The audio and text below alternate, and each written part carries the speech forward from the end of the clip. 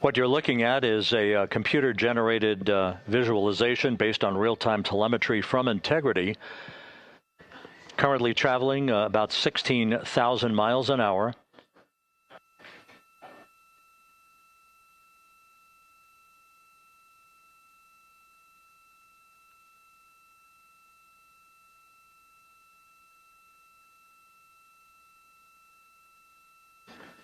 Integrity traveling about 16,000 miles an hour. For the prop cautions, we're taking a look. Copy that. Now just about 5,100 miles from Earth. Splashdown scheduled 43 minutes from now. We're just 9.5 minutes away from the crew module service module separation.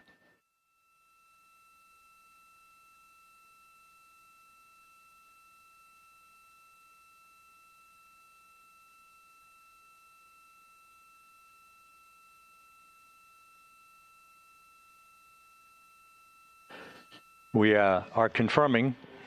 Integrity, we are assessing details, but so far looks like a good hot fire.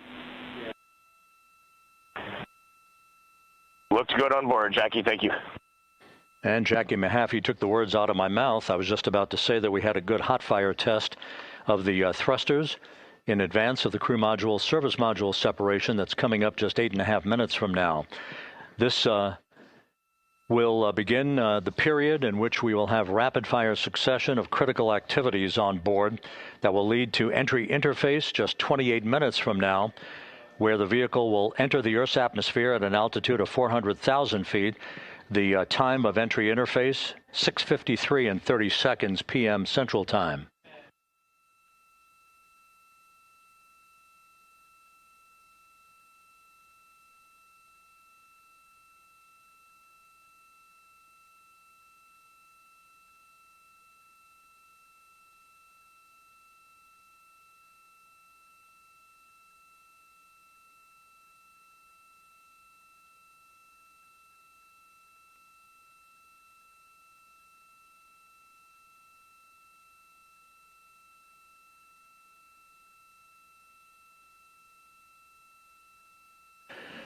Integrity's astronauts were awakened at mid-morning to begin their entry preparations.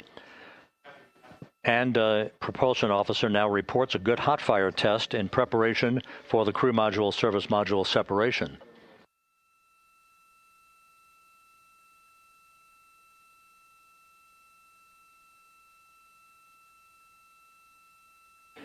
We're now inside 41 minutes until splashdown. Integrity Houston, we have confirmed a good CMRCS hot fire, and although we are not seeing GPS acquired yet, you can skip the troubleshooting steps in 157 for now. Integrity copies.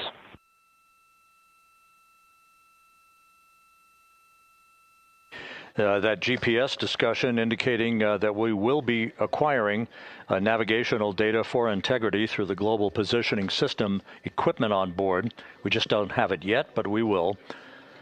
All of Integrity's systems are in great shape to support its high-speed entry into the Earth's atmosphere. It, once again, will reach a peak speed of 24,661.21 miles an hour. Your call, GPS. We at least have GPS 1 looking good on board.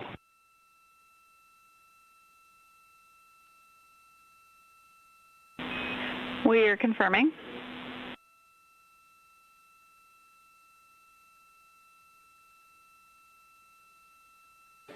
The guidance, navigation, and control officer here in Mission Control confirming that we have good lock on GPS data.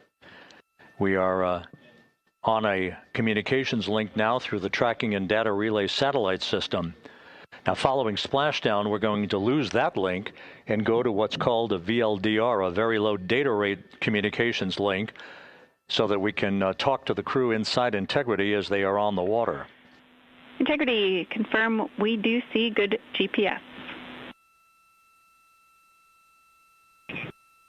We do too, especially GPS 1 is accepting in nav channels 1 and 3. That GPS data is basically telling Integrity's onboard computers its position relative to the Earth, but its trajectory and its orientation according to flight dynamics and the guidance, navigation, and control officer is spot on. We have now armed the pyros for the crew module service module separation coming up less than 5 minutes from now.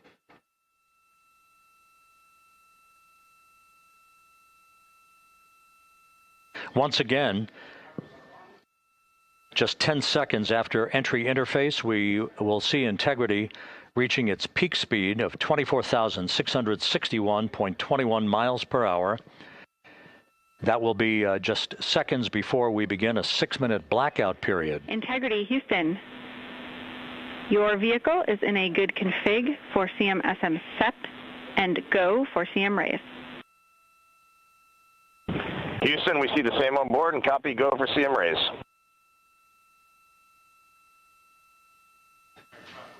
That CM raise referred to as the slight firing of 19 seconds by Integrity's thrusters with a change in velocity of 9.9 feet per second, a slight nudge of the aft end of the vehicle so that it's tilted a bit upward, providing the final angle of attack as the vehicle enters the Earth's atmosphere. This being the mitigating factor that will reduce heat loads on the heat shield as we reach a point downrange from the start of entry interface, some 1,701 nautical miles to the splashdown site.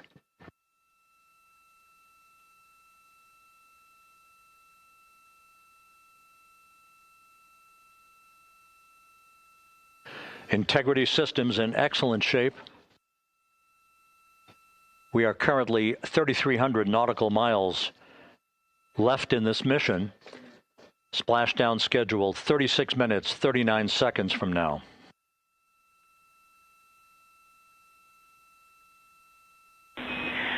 Integrity, Houston. For the 2 enabled prop cautions, what happened is while the thrusters were firing, multiple pressure sensors on each of the strings diverged a bit from each other.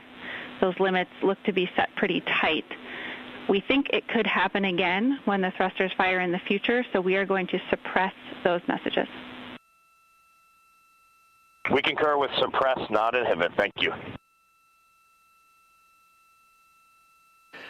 That exchange between Jackie Mahaffey, our Capcom for tonight, and Reed Wiseman aboard Integrity, indicating basically to ignore sensor data. All of Integrity's systems are in good shape.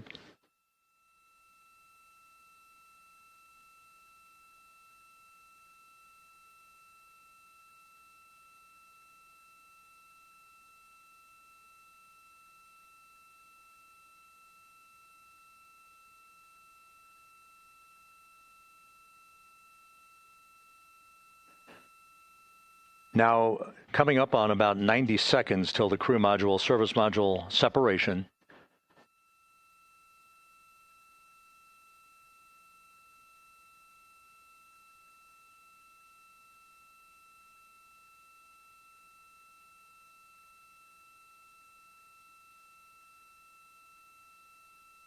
All quiet here in Mission Control as we enter the most critical phase of the completion of this flight.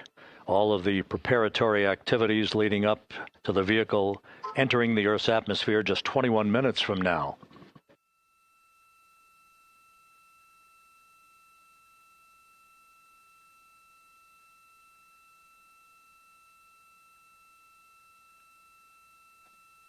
Coming up on 1 minute. Mark 1 minute till crew module, service module separation.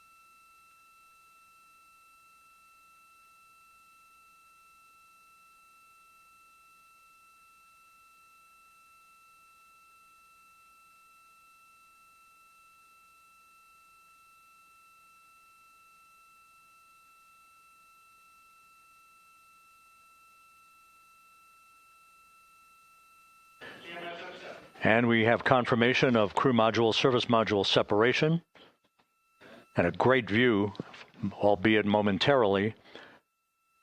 Houston, good step on board. Houston copies and concurs. The European service module now separated from Integrity, a job well done.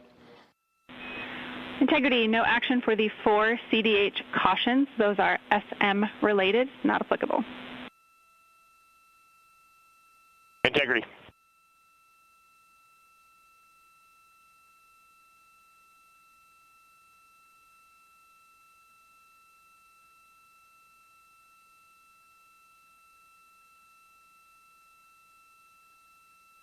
So, with Integrity now flying free on its own for the remaining 32 minutes of this mission, next up, the raise burn, a 19-second firing of Integrity's thrusters. Good GPS 2.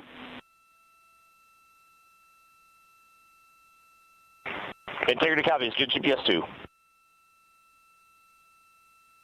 Coming up on the 2-minute mark until the raise burn. Again, this is the final tweaking of the orientation of Integrity to put it in the right angle, if you will, the angle of attack that it will fly in during its entrance into the Earth's atmosphere.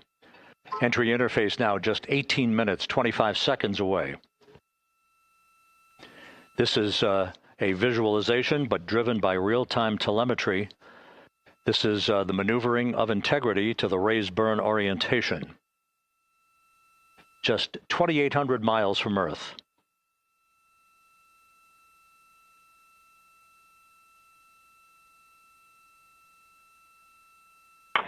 Houston, we got a great view of the European service module out the window with the sun hitting the side and the solar rays and the NASA worm right there. It's a beautiful looking machine.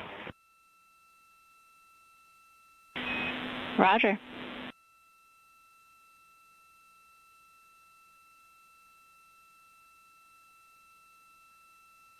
And we have completed the maneuver to the raise burn orientation, 1 minute away from the raise burn.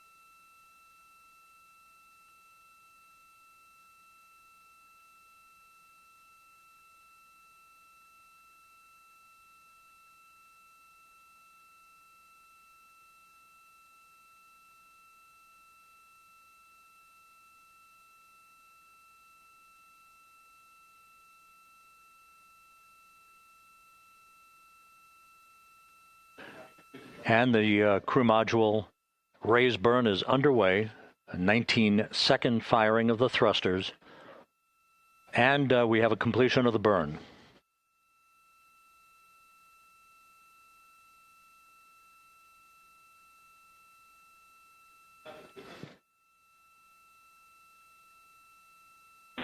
Integrity, good. CM raise burn. Your flight path angle is within limits.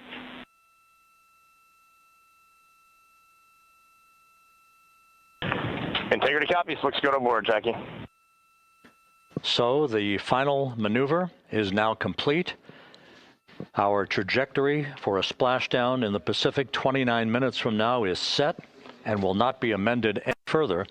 And we have the right angle of attack to mitigate any excessive heat loads on the vehicle during entry interface. Integrity, Houston, a heads up about comm coverage.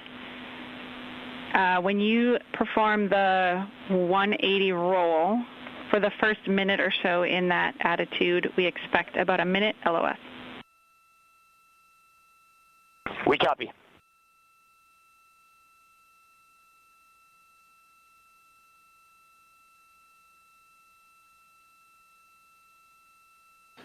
So for those who are watching, The series of events coming up, we will enter the first traces of Earth's atmosphere 14 minutes, 45 seconds from now.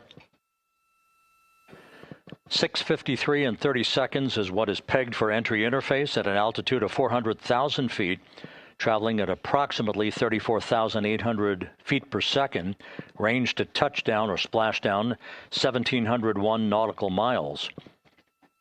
24 seconds after entry interface, we will enter a 6-minute blackout period in which we will lose communications with the crew. This is expected due to the buildup of plasma around the vehicle. That's an ionization effect due to the collision, if you will, of the velocity of the spacecraft with the friction of the Earth's atmosphere. That 6-minute blackout is expected to begin at 6:53 and 54 seconds p.m. Central Time. During that period of time, we will reach our peak speed of 24,661 miles per hour. That comes just short, based on unofficial data from the flight dynamics officer right now, will come just short of the velocity record set by Apollo 10 of 24,791 miles per hour in 1969. We expect peak heating on the vehicle at 6:54 and 52 seconds p.m. Central Time, a minute and 22 seconds into entry interface. At that point, we will be just 204,000 feet above the Earth, traveling at 33,000 feet per second. The blackout period is expected to last 6 minutes. We expect that blackout period to end at 6:59 and 55 seconds p.m. Central Time. From the end of the blackout period until splashdown, it is just 7 minutes, at which point we'll start deploying the series of parachutes to slow integrity down to an ultimate splashdown velocity of just 19 miles an hour.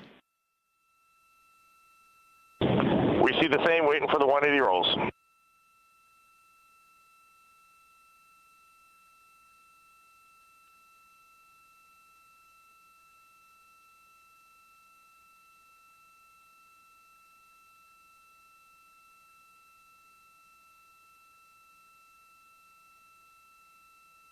The parachute deployment sequence, once again, will come in several segments, but in rapid-fire succession. And we have a great view of the moon out window, too. Looks a little smaller than yesterday. Guess we'll have to go back.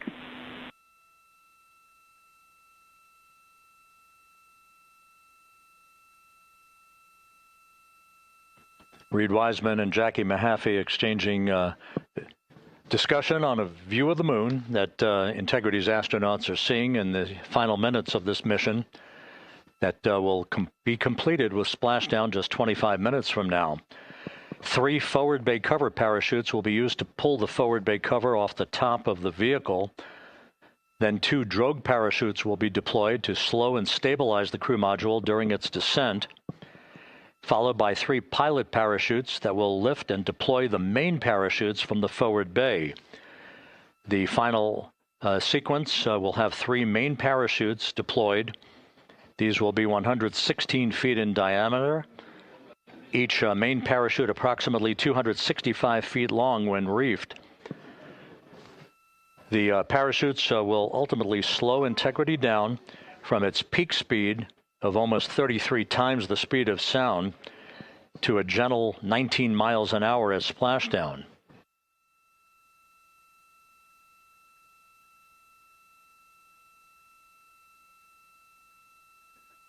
The vehicle is now currently in a roll to the proper attitude for entry interface. Our trajectory is right on according to flight dynamics.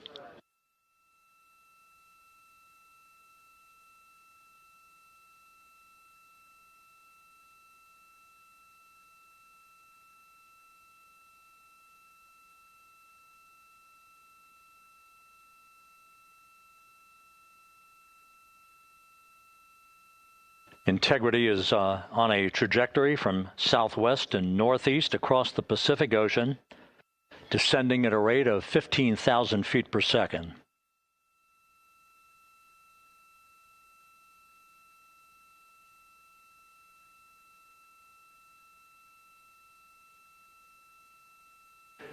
Range to touchdown 4,300 nautical miles, all the systems in excellent shape.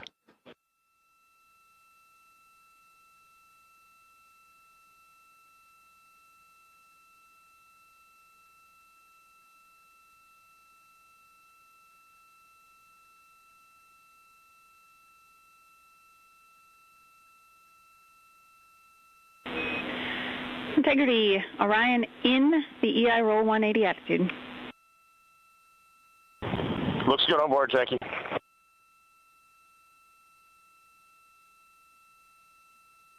This view out of one of Integrity's windows.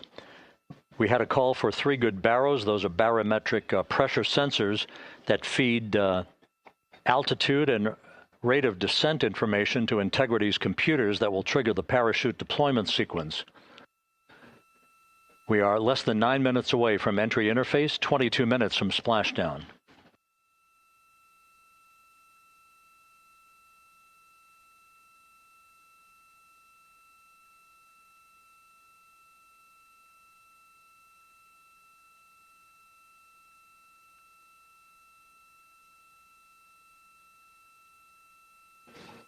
You can see the reflection of one of the crew members in the window.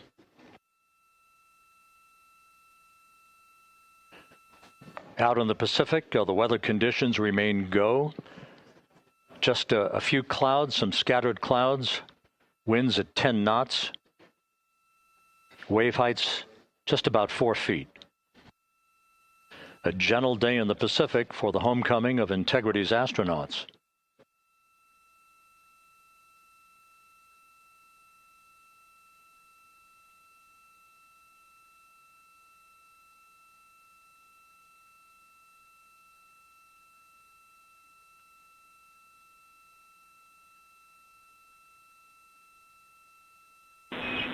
Integrity back in EI attitude.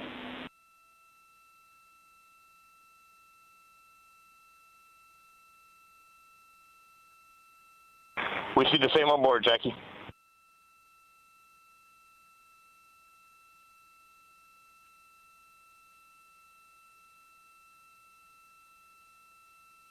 Houston, purge is complete. Crew and vehicle are configured for entry.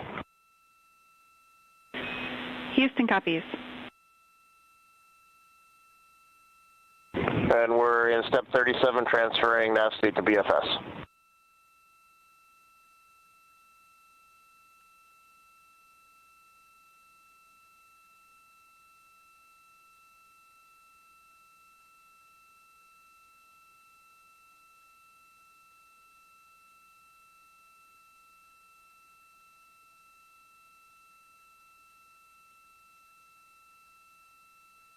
And Houston, in instruction 509, we are not below 0.2.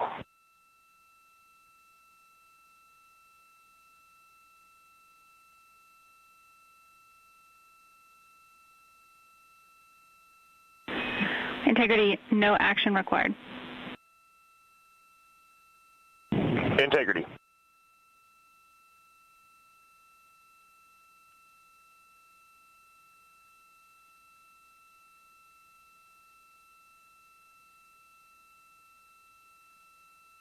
Now 6 minutes away from entry interface. We will hit the first traces of Earth's atmosphere at an altitude of 400,000 feet, traveling about 34,882 feet per second. Range to splashdown at that point will be 1,701 nautical miles.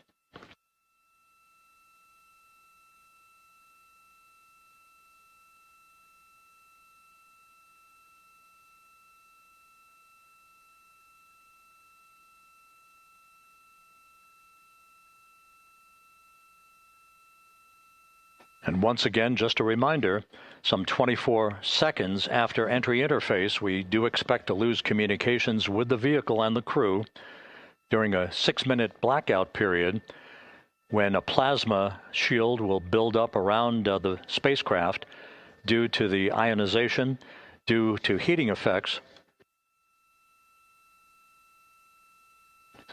And Flight Dynamics has just confirmed we will have a blackout period of exactly 6 minutes in duration. And once again, that's due to the fact that a plasma buildup around the vehicle will prevent communications and data, so we will not be able to talk to the crew members at that time, nor will we receive data here in the flight control room. Houston, everything is looking good on board. Just confirm no pre-EI downloads. Houston concurs. That blackout period to begin at 6:53 and 54 seconds p.m. Central Time, and again will last about 6 minutes in duration.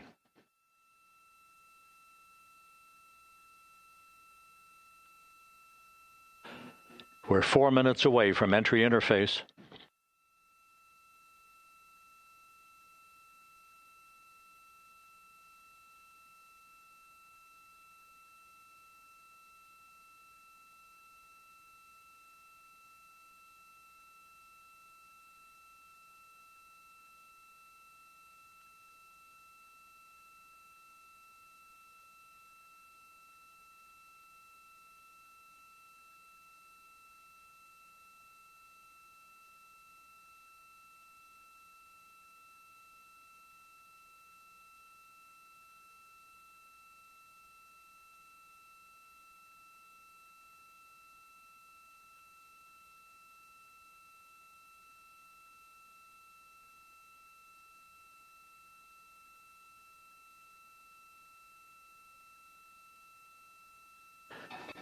This view from Integrity as it crosses from southwest to northeast across the Pacific Ocean, 3 minutes from entry interface.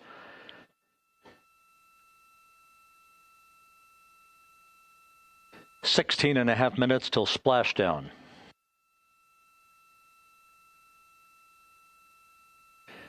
The USS John P. Murtha and the recovery team is on station and in position, as are the airborne imagery assets that we hope to receive imagery from as Artemis enters the Earth's atmosphere and through parachute deployment.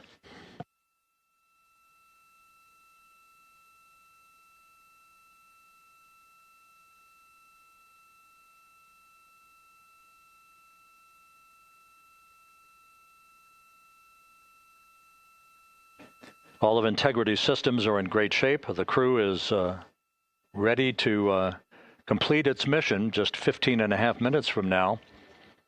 All of the activities today have gone off in perfect fashion. No issues with the vehicle, no issues with the crew. And the weather at the splashdown site is go.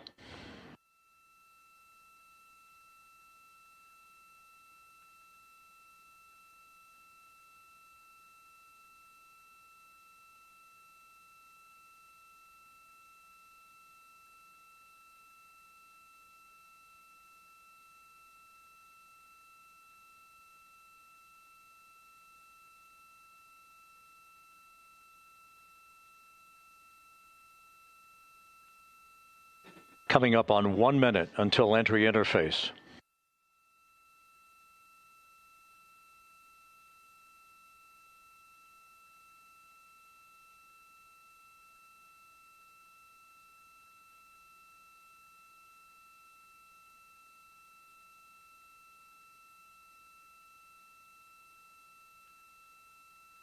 Mark 1 minute until entry interface.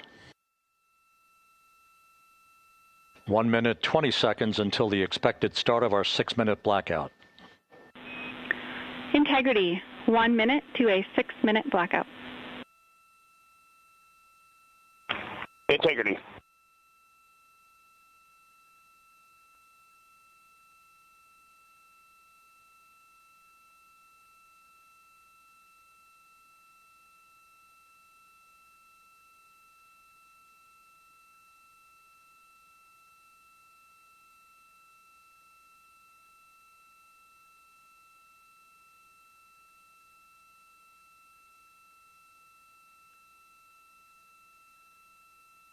Ten seconds till entry interface.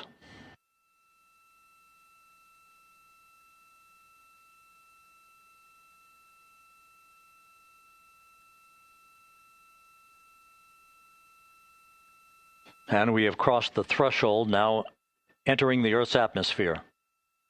We're at 400,000 feet, traveling 34,800 feet per second.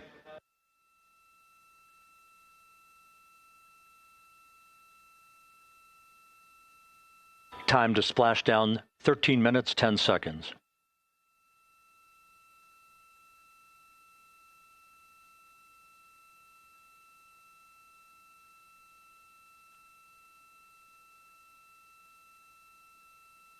And as predicted, we've entered our communications blackout. This will be a 6-minute blackout period. No voice, no data from the crew.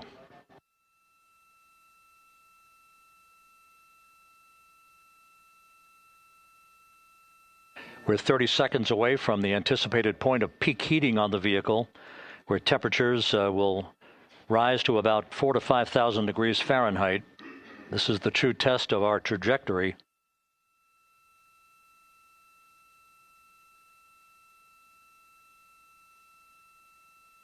And from the G5 aircraft in the vicinity of the splashdown zone, this view of integrity. So that pinpoint of light shows the vehicle as it enters the period of peak heating in the Earth's atmosphere, the first tug of gravity being felt by Integrity's astronauts since their launch back on April 1st.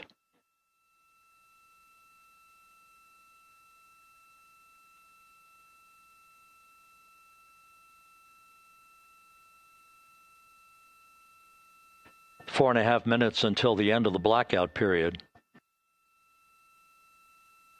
Time to splashdown, 11 minutes, 33 seconds.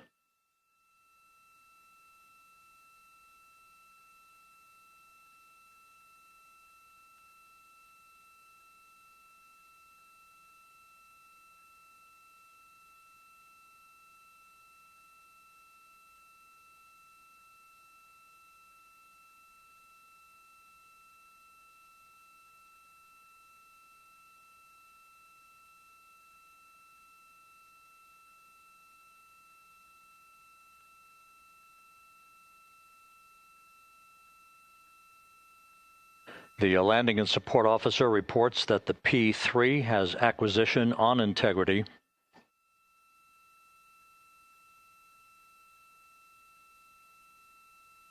Three and a half minutes left in this blackout period. This is a visualization of the plasma buildup around the spacecraft and the repelling of that heat on Integrity's heat shield.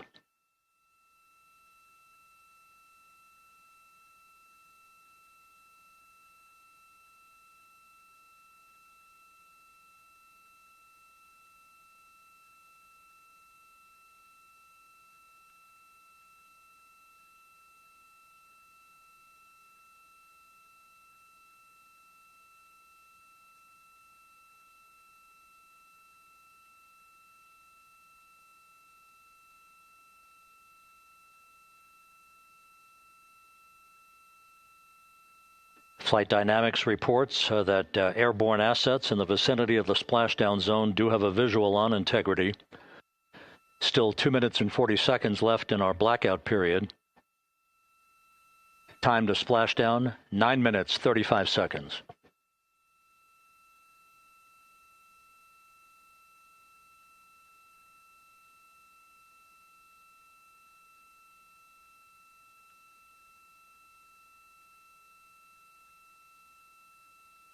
Multiple airborne assets as part of the recovery team all have visuals on Integrity.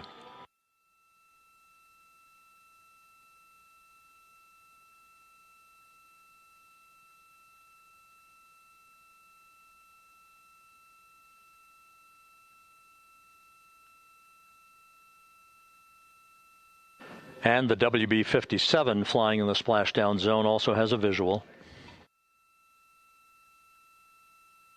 And the Navy helos also have visuals.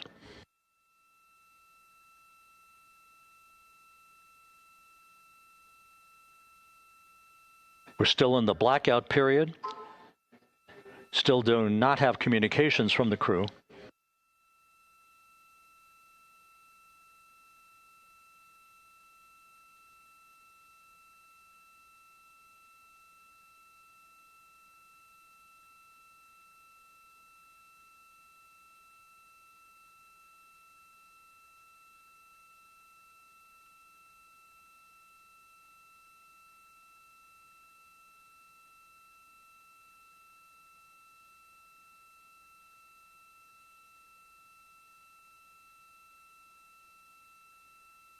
We're standing by for communications from the crew. We should be out of the blackout period less than a minute from now.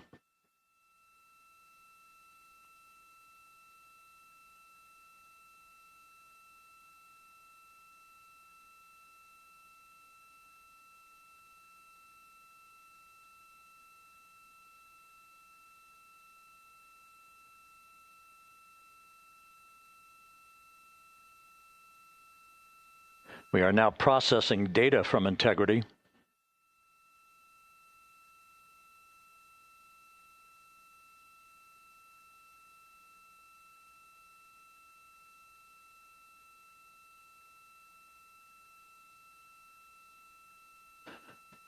Landing and support officer reports the small boats are en route to the splashdown target zone.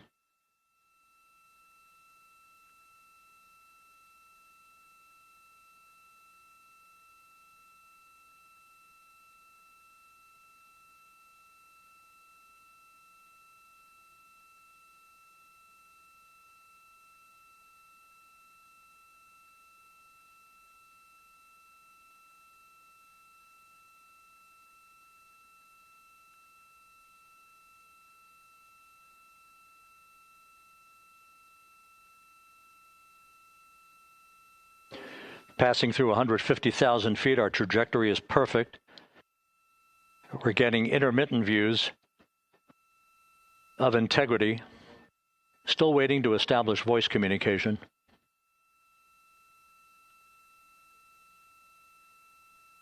Integrity, Houston, comm check, post-blackout. Houston, Integrity, we have you loud and clear. Your trajectory is nominal, and your recovery teams have visual. Guidance looks good. No action for the enabled internal camera controller fail. Big cheers from the viewing room here in Mission Control as voice communication reestablished with Commander Reed Wiseman. For America and a waiting world, Integrity is 5.5 minutes away from coming home.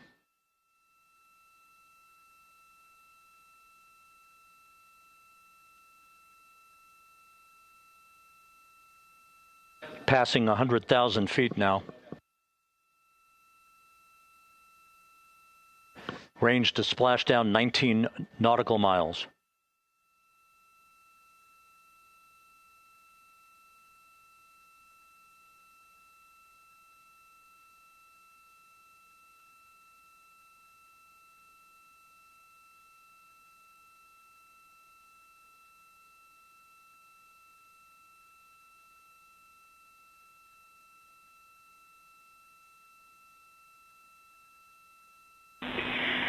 Integrity, impact to the camera controller fail is no Cab 1 views of the chutes.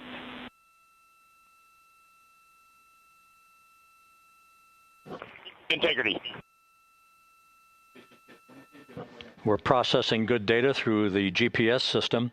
A good view of Integrity, time to splashdown 4.5 minutes.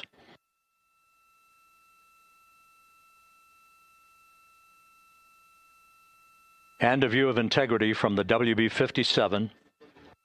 We're at 50,000 feet.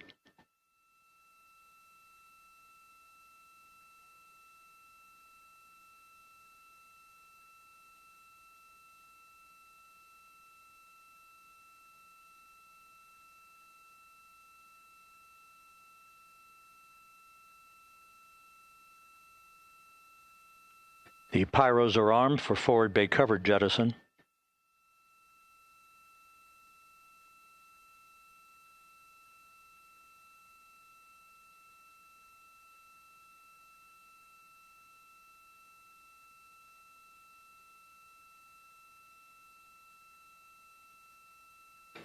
And there go the first series of parachutes, and we're on drogues.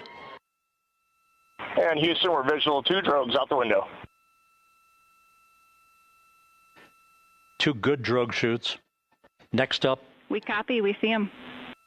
Next up, the deployment of pilot parachutes that will pull the main chutes out. Time to splash down 3 minutes and 10 seconds.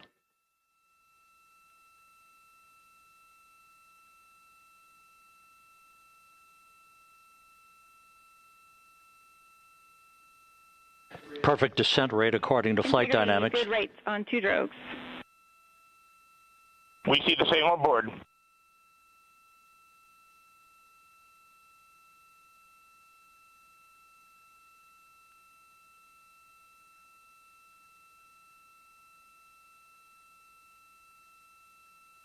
Passing through 10,000 feet, still on drogues.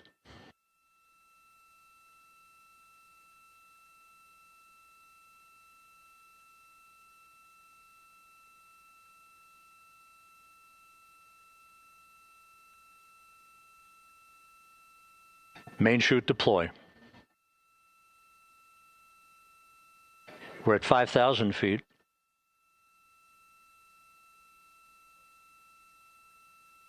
Search and recovery beacon has been activated on integrity. And we have 3 good main chutes. Good 3 main chutes, good reefing, good descent rate. Good rates, and we see 3 good-looking parachutes.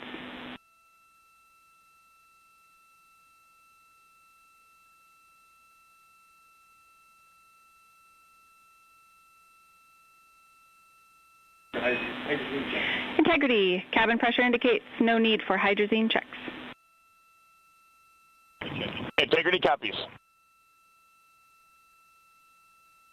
This is a perfect descent for Integrity. Its crew sounding hale and hearty on board. Time to splash down 1 minute, 15 seconds.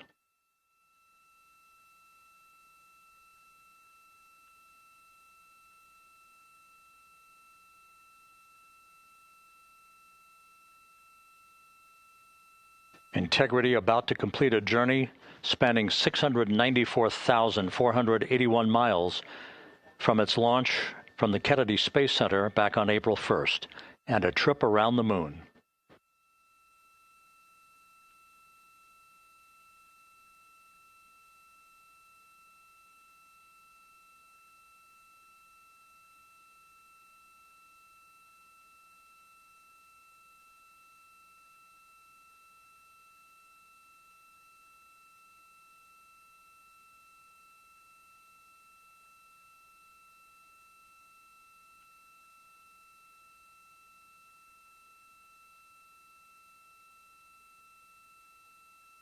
Passing through 1,000 feet.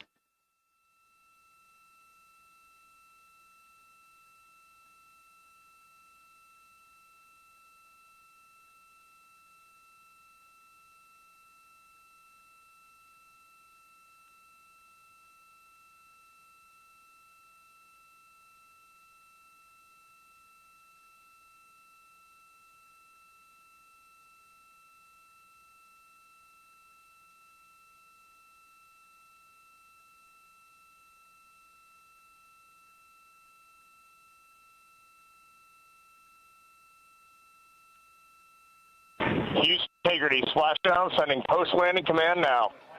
Splashdown confirmed. Copy splashdown, waiting on VLDR. Splashdown confirmed at 7:07 p.m. Central Time, 5:07 p.m. Pacific Time. From the pages of Jules Verne to a modern-day mission to the moon, a new chapter of the exploration of our celestial neighbor is complete. Integrity's astronauts back on Earth.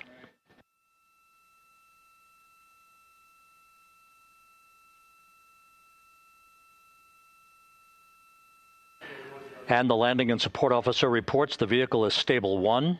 We still will be deploying the crew module uprighting system to maintain that orientation. A perfect bullseye splashdown for Integrity and its 4 astronauts.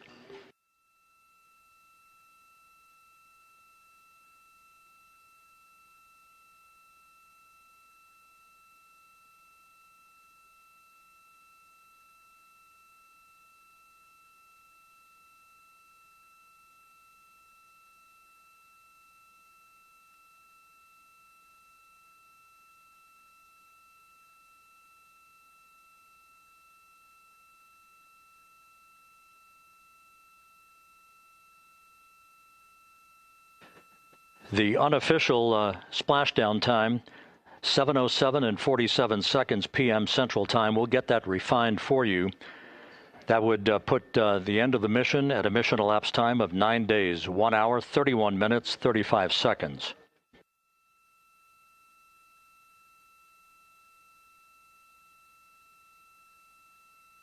And we're configuring for very low data rate.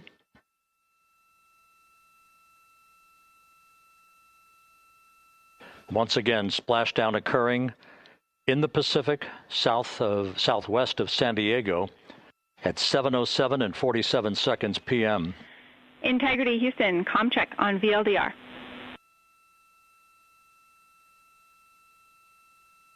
Houston, we have you loud and clear on VLDR. How us? We have you the same. We'll meet you over in post-landing. Perfect communications established. What a journey.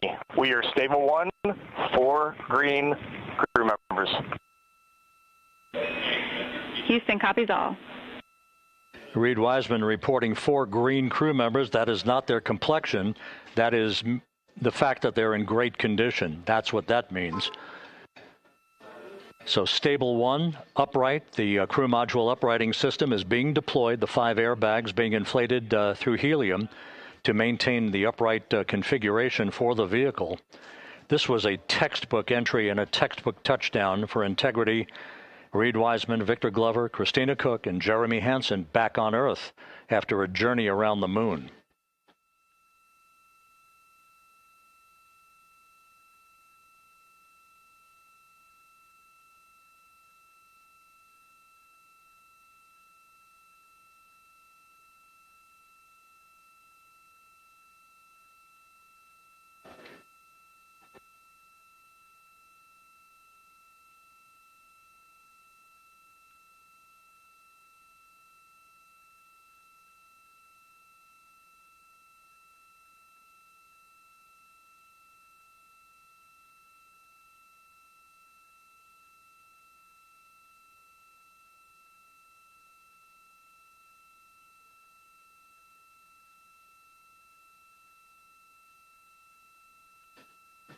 We continue to monitor the functioning of the CMOOS system.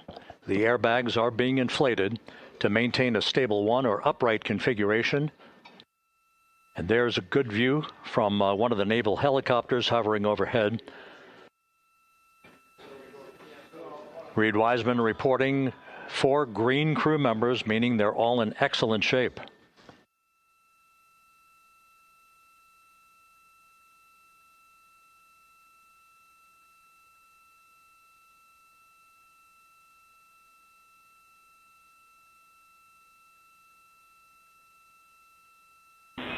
Integrity Houston for SAR beacon and radio.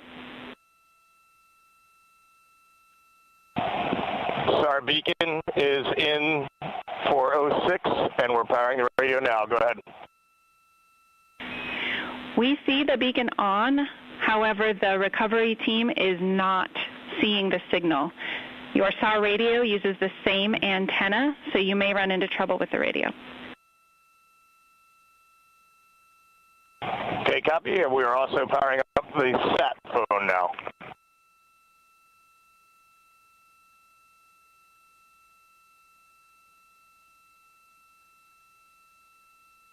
So Integrity is in great shape. And as the crew continues its post-splashdown timelined activities on board, Reed Wiseman once again reporting that all 4 crew members are in excellent shape. And we have 5 inflated airbags to maintain an upright configuration so that the recovery team can now begin a slow approach to the vehicle. Meanwhile, here in the flight control room, Entry Flight Director Rick Henfling is polling his team of flight controllers for the start of powering down the vehicle after a thorough systems check. We have no toxic gases to be concerned about, so the recovery personnel can approach the vehicle, but not until we have powered down the spacecraft. That's expected to take a few more minutes.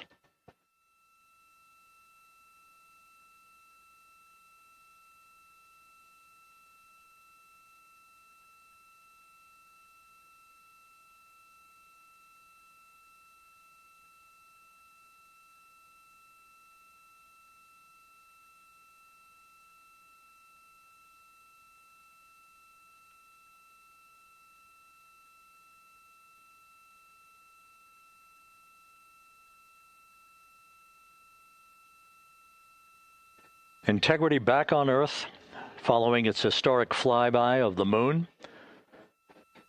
It was, for all intents and purposes, a textbook mission. On 2828, but I'll remain on this frequency. We copy.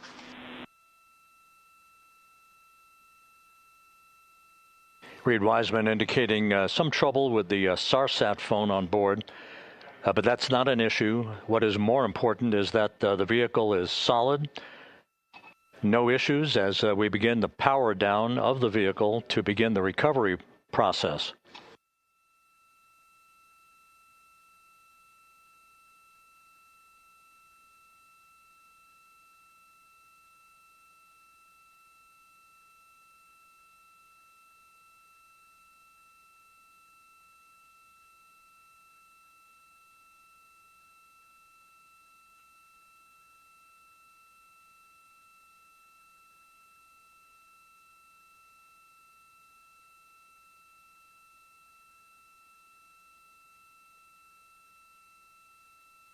The propulsion officer here in Mission Control reports that we have safed the prop system on Integrity. Can you say again? That was very weak and broken. Integrity, Houston did not call.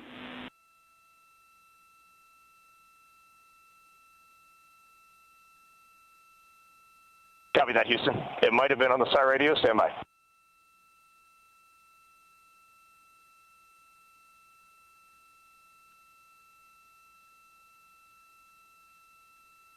All of the milestones were executed in perfect fashion. Integrity entering the Earth's atmosphere right on time, reaching its peak speed shortly after a blackout period began. We emerged from the blackout period, but the recovery imagery airborne assets were able to pick up Integrity's descent almost immediately through entry interface, tracking the vehicle all the way down. And finally, you saw the sequence of chute deployments. First, the forward bay cover being pulled off the top of the vehicle by a series of 3 parachutes. Then the drogue chutes were deployed, followed by the 3 main chutes that slowed the splashdown velocity of Integrity to just 19 miles an hour.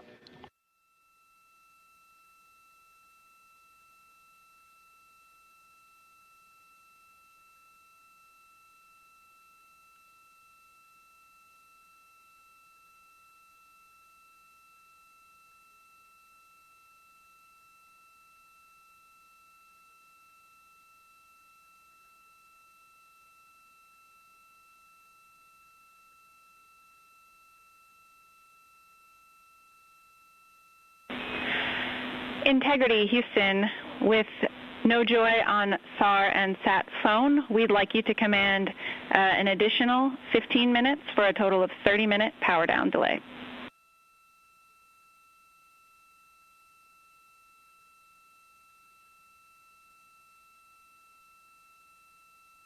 All right, Jackie, we have selected T/D+30.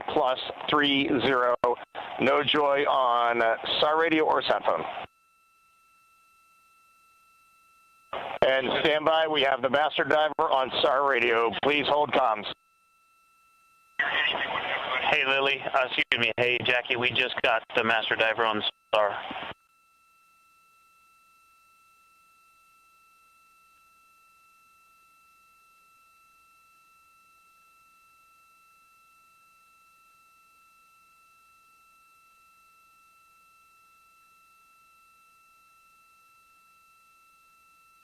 A good view of one of the fast boats. Integrity, Houston, if you are happy with your comm with Master Diver, you can go back to the 15-minute power down. Okay, stand by. Yeah, we'll confirm here in a second. The crew on board Integrity coordinating with the flight control team in Houston here in Mission Control on the timing of the power down of the vehicle, which will be the precursor to the recovery teams approaching the spacecraft. There are no issues with integrity. We've had a bit of broken capability in establishing a SARSAT or satellite phone communications capability between the crew on board Integrity and the recovery team. That will get sorted out here shortly. There's plenty of cooling on board Integrity, so there's no rush to begin the power down. I tried to call you on the sat phone and not getting an answer there either. Concur. We haven't had anything come through.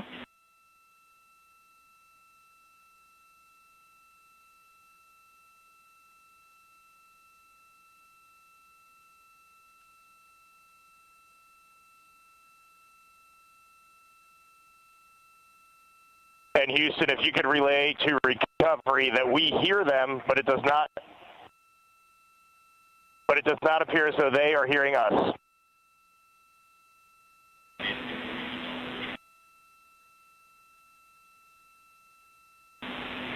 Houston copies, and Reed, just to confirm, you are pushing the PTT on the radio.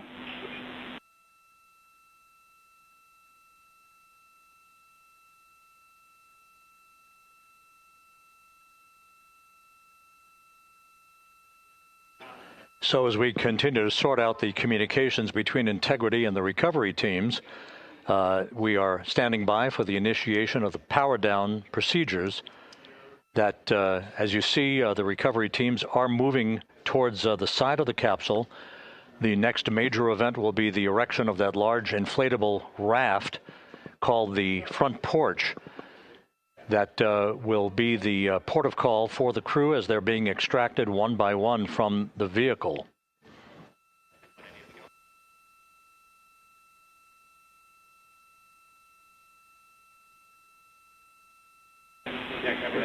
Integrity, Houston, for sat phone, we are going to attempt to call you.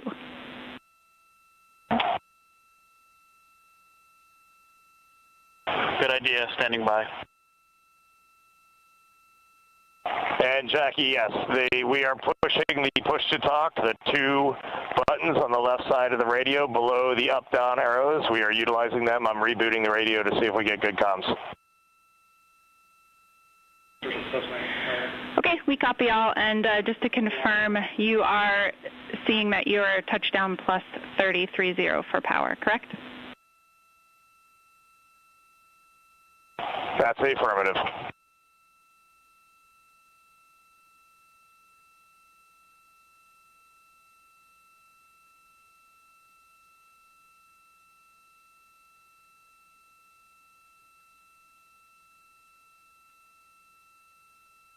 We are trying a backdoor approach to have Mission Control here call the crew on their satellite phone.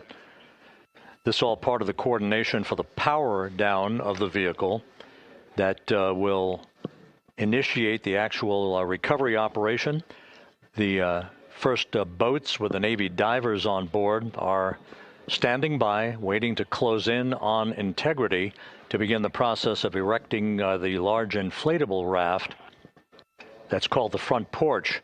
That will be where the astronauts are extracted from so that they can have a few minutes to get their land legs back before they're hoisted aboard the Navy helicopters for the flight back to the deck of the USS John P. Murtha. Do not reply.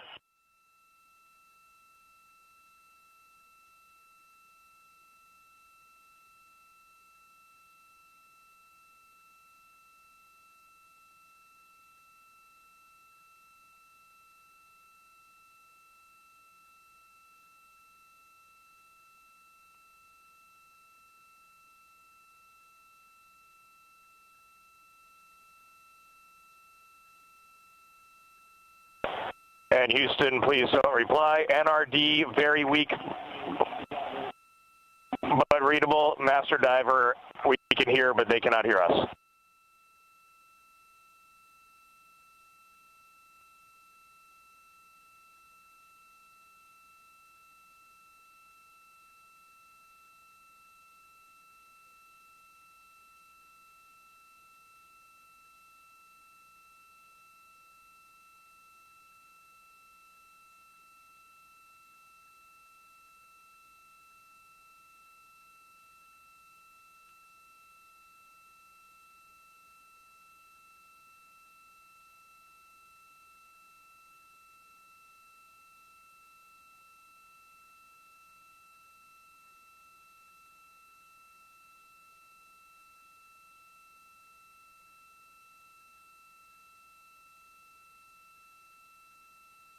And Houston on OE1, is there any chance to tie us into NRD?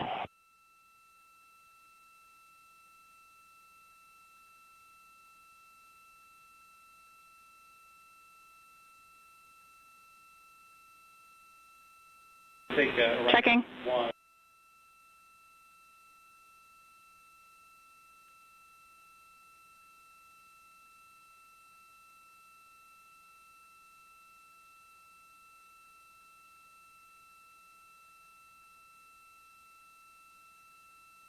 This is Mission Control, Houston. While we stand by for the establishment of communications between Integrity and the recovery team that is basically standing by very close to the spacecraft, we're going to go to the deck of the USS John P. Murtha, where Megan Cruz is standing by with Administrator Jared Isaacman.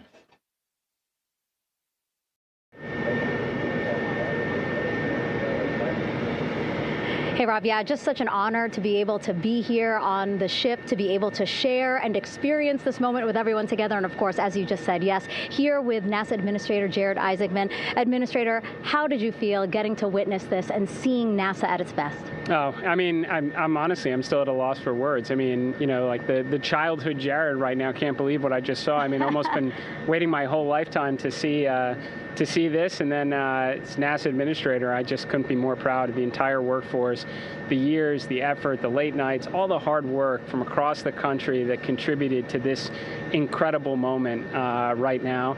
And yeah, incredibly grateful too for our teams here on the John P. Murtha right now. Yeah, look at them behind us here. Got everybody. Hey, what do you guys think? We just brought some astronauts back from the moon, huh?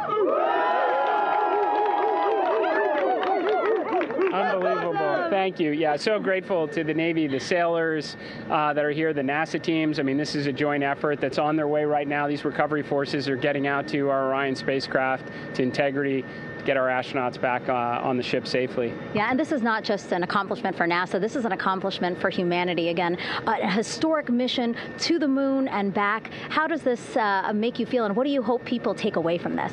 Well, I'll tell you, I think about the crew members that we've all had an opportunity to observe over the last 10 days, right? I mean, they're absolutely professional astronauts. I mean, wonderful communicators, almost poets. But then I think these were the ambassadors from humanity to the stars that we sent out there right now. And I can't imagine a better crew than the Artemis II crew that just completed a perfect mission right now. So yes, it's a huge moment for everybody, right? I mean, we are back in the business of sending astronauts to the moon, bringing them back safely, and to set up for a series more. I mean, this is not a once in a lifetime, which you hear sometimes around here. It's like, this was a once in a lifetime. No, it's not. This is just the beginning. We are going to get back into doing this with frequency, sending missions to the moon until we land on it in 2028 and start building our base. Yeah, are we going to build on the momentum for Artemis 3? I mean, it's just around the corner. Absolutely. So, I mean, that's, part of me too. Like, I can't wait to get the crew off of Integrity right now, but also getting Integrity back on this ship so we can start taking a look at it, because all that data is so precious to us right now. I mean, we are going to definitely want to take a good look at the thermal protection system. We're going to want to download all the data they couldn't transmit back to us and use that to inform Artemis 3. But we're already making progress, right? You had SRB segments already showing up at KSC. Core stage for Artemis 3 is rolling out on April 20th. We're getting Mobile Launcher 1 back in vehicle assembly building. So yes, there is a lot to celebrate right now on a mission well accomplished for Artemis 2, and at the same time, we got to start getting ready for 3. Amazing. And last question, for people who joined us for all 10 days to see what we can accomplish together with our international partners, what do you think about the fact that we're going to keep doing this more and more and more? It's incredibly exciting. I mean, yes, it's the contributions, like the best and brightest across the NASA workforce from across the country, our industry partners, our international partners. We had a Canadian Space Agency astronaut on board in Jeremy. We had the European Service Module. And you think, in the days leading up to this launch, I mean, 48 hours prior to launching Artemis 2, I was meeting with the Italian Space Agency. We signed a memorandum of understanding to build a habitation module on the moon. I mean, you have countries, all of our allies and partners coming together saying, We are committed to this effort. We are returning to the moon. We're doing it to stay. We are building that enduring presence. We are going to master the skills on the surface of the moon so someday we can undertake missions to Mars. It's just an incredibly exciting time, and we're not going at it alone. We're bringing everybody along with us. Absolutely. And speaking of everyone, one more time, we're going to ask the crew here, you guys ready to land on the moon? Awesome. I love that. Okay, well, thank you so much, Administrator. Appreciate you being here. We're, of course, going to stay on to watch the crew get extracted from Orion, so stay tuned, and we'll see you back here shortly.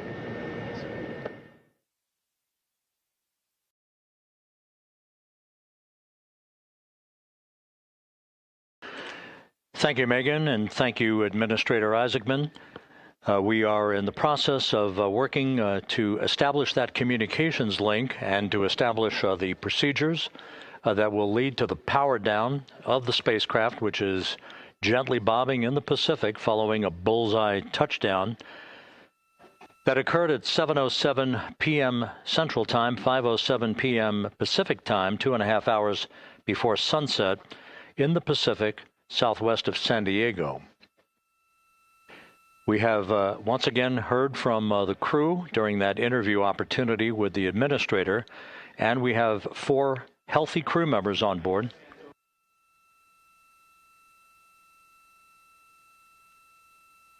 We now have confirmation that the vehicle has been powered down as per the procedures. So we have vehicle powered down, and the flight control team here in Houston, Flight Director Rick Henfling, has handed over mission authority to the Exploration Ground Systems team out in the Pacific. Now, we will physically not get off console with this team until the crew has been extracted into the front porch, that inflatable raft that will be erected along the side hatch of Integrity. So we're standing by for that in the next step in the recovery procedures. But everything is in great shape, and we have 4 healthy crew members on board the vehicle.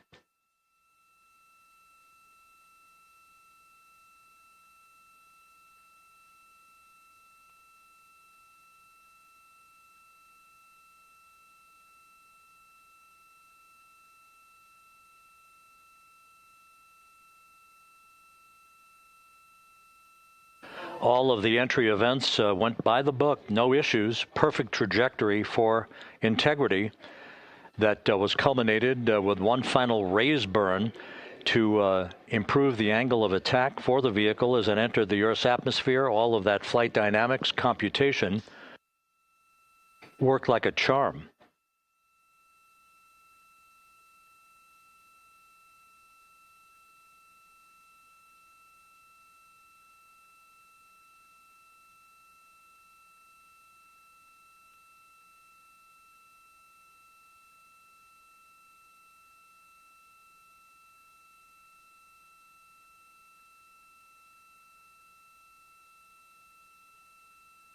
So we are standing by for the recovery team to approach Integrity and begin the process of erecting that inflatable raft called the front porch, which will see the crew members be extracted from the hatch of Orion into that inflatable raft before they're hoisted aboard 2 Navy helicopters in a variety of different configurations. Each crew member will be hoisted in sequential fashion, in alternating fashion, 2 crew members for each helicopter before they turn around to head back to the John P. Murtha. Once on the deck of the ship, they'll be brought into medical bay for comprehensive medical exams. But Reed Wiseman has reported several times that the crew is in excellent shape.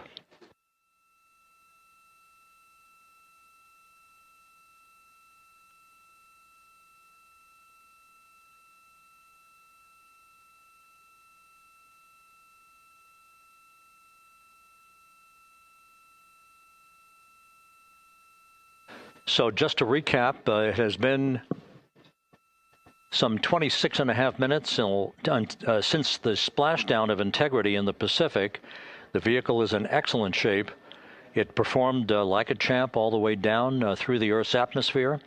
All of the vehicle functions were checked off in excellent trip hammer fashion. The parachutes all deployed as planned. Splashdown occurring at 7:07 p.m. Central Time, 5:07 p.m. Pacific Time.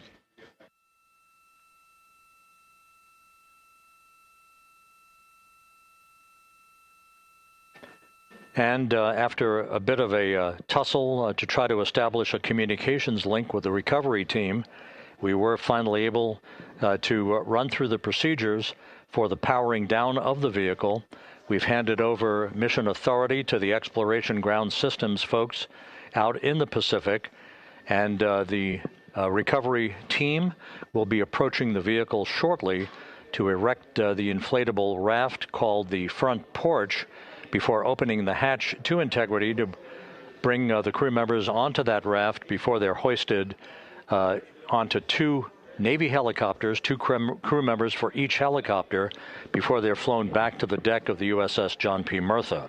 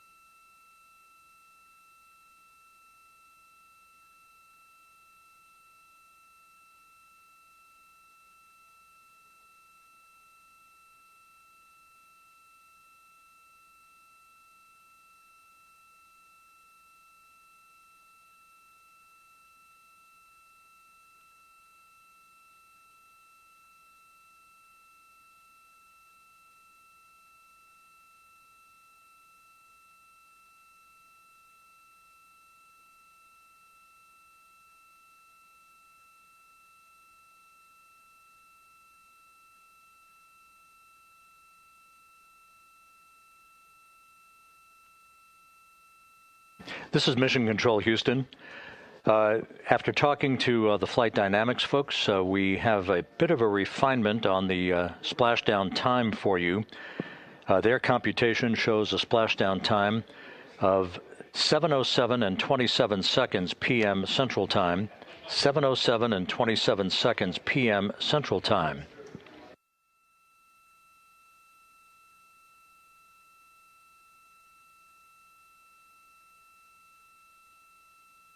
That would equate to a mission elapsed time of 9 days, 1 hour, 32 minutes, and 15 seconds.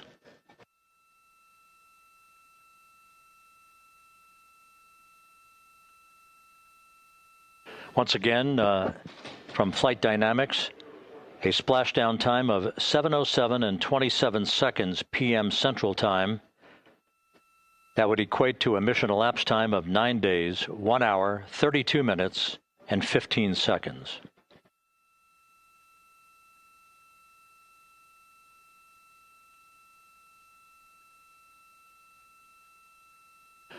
Reports from the Pacific indicate that the recovery team, in communications with the crew aboard Integrity, that the crew remains in excellent shape as they await the approach of the team for a final hazard gas evaluation before they move to the side of the vehicle to erect the inflatable life raft called the front porch.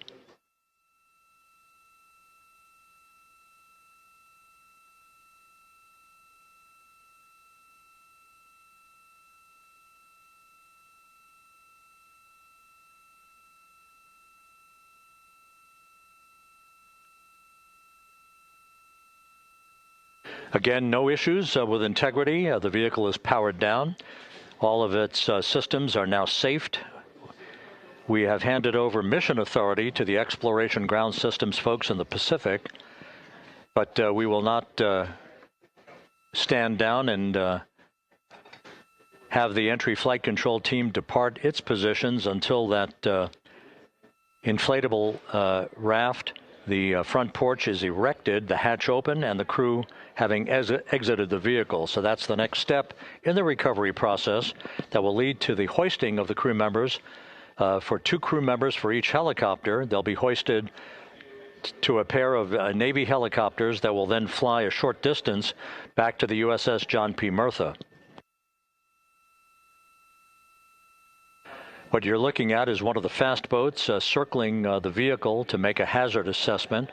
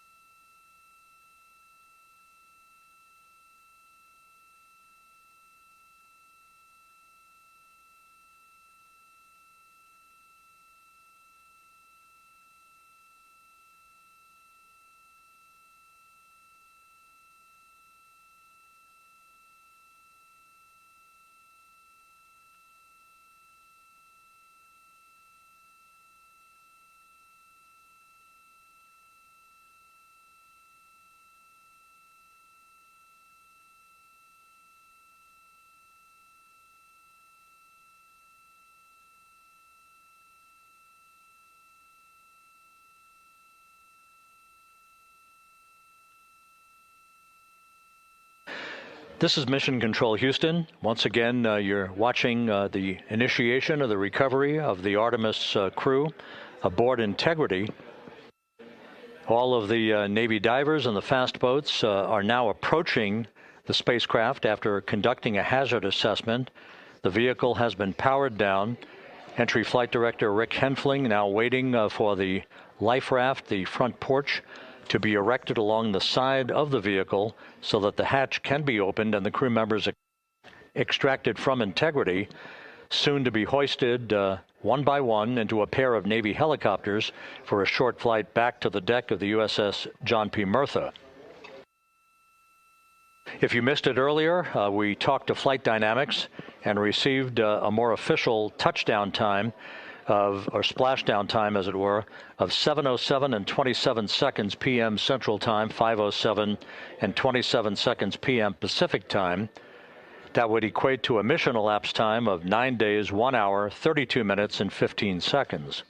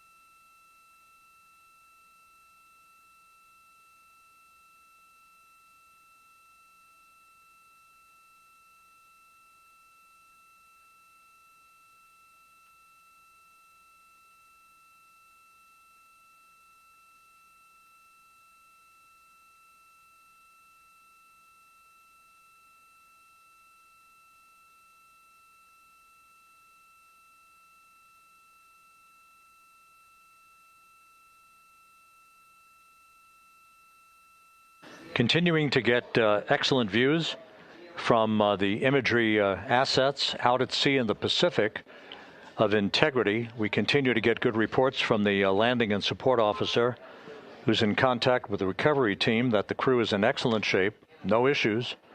They're just currently biding their time, waiting for the front porch to be erected. We have no hazardous we have no hazard gases and no hazardous situation with the vehicle. It performed perfectly all the way down from entry interface to its splashdown in the Pacific at 7:07 and 27 seconds p.m. Central Time.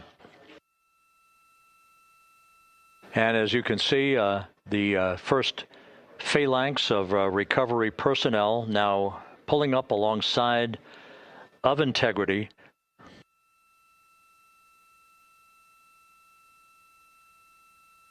This includes Navy divers, a Navy flight surgeon, and other recovery personnel who have trained for several years for this recovery process.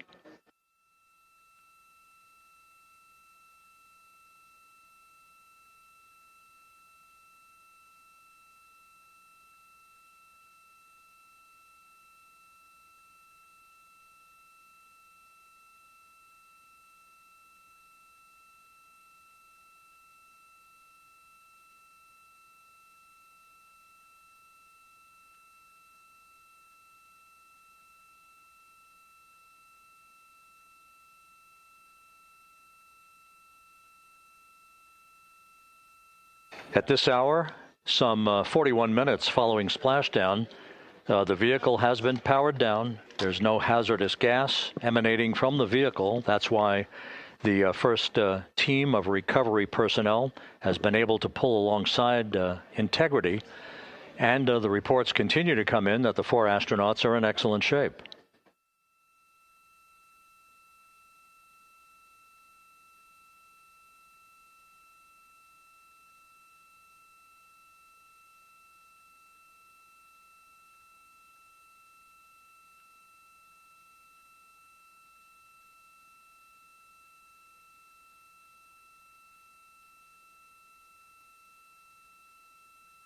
Yes.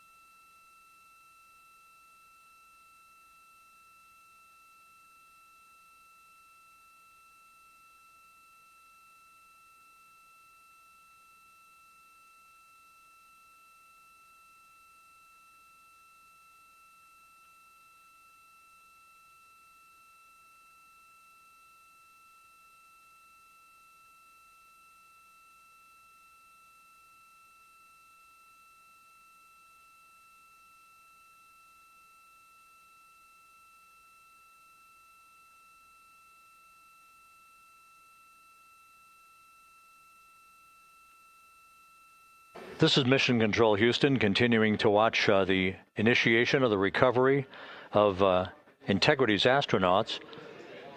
One by one, they'll be brought out of the spacecraft onto a large inflatable raft just a short time from now.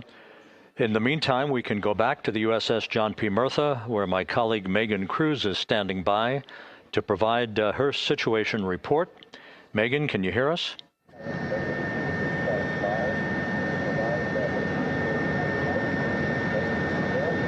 Hey, Rob. Yes, I can hear you. Thank you. Yeah, we're back here on the bow of the recovery ship where there are still plenty of people peering out into the water. We are not very far from the action everyone is seeing on their screen now. The Orion spacecraft, Integrity, in the ocean, surrounded by a number of recovery boats.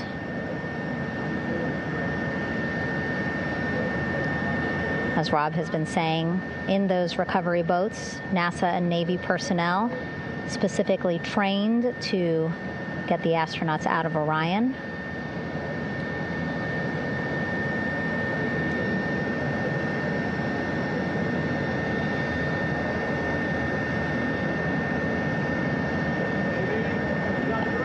In some of our wide shots, you can probably see that there are 6 boats out in the water.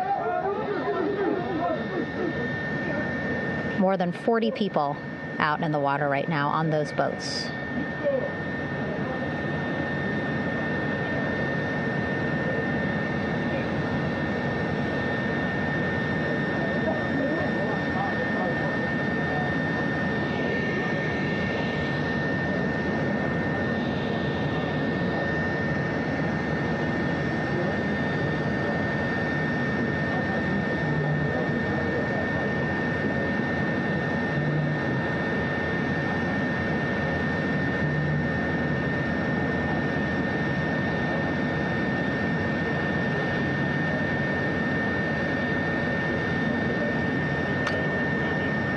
First order of business is to set up the front porch and the stabilization collar.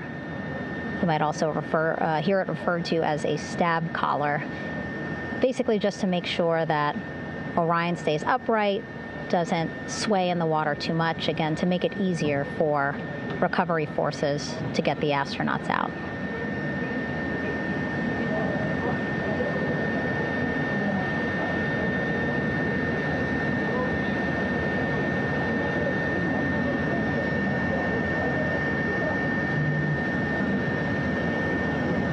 Again, we splashed down in the Pacific Ocean just after 5 p.m. Pacific time here.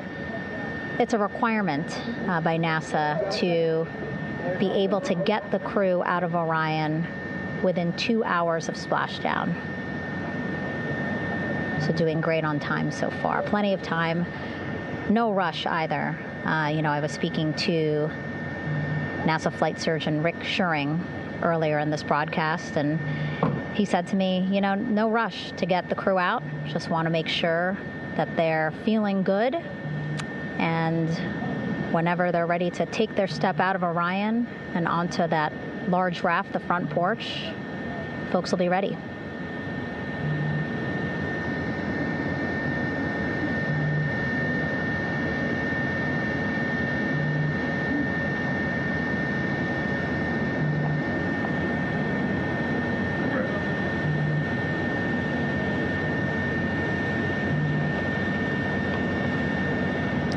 And as there are mission audio loops in Mission Control in Houston, there is a mission audio loop here on the ship, and it was just reported out that the side hatch is open. Side hatch of Integrity is open. You're getting these beautiful shots from our aerial assets. The ship itself, where I'm on, just 3,000 yards away. Again, plenty of people on the boat here, glued to the side closest to where they can see all this action. And again, with just 3,000 yards separating us, great views from the bow here. You can see now that side hatch is open. One of the Navy personnel is about to get inside there.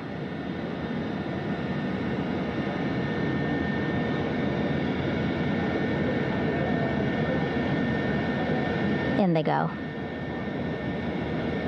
In total, 4 will go into Orion. So it'll be a little bit of a tight squeeze, but the goal is to have a recovery personnel with each astronaut assessing them.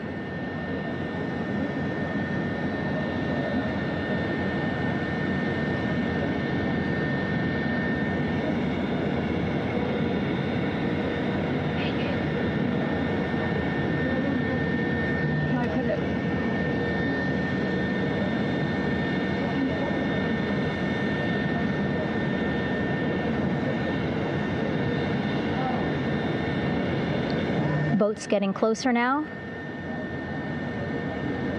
Again, that one that's right up against Orion, those are the divers that will go in to the spacecraft to check on each of the astronauts. These other boats will begin doing a number of things, putting on that stabilization collar onto Orion, building that front porch. Eventually, they will retrieve the parachutes, as well as tow Orion back to the well deck of the recovery ship here.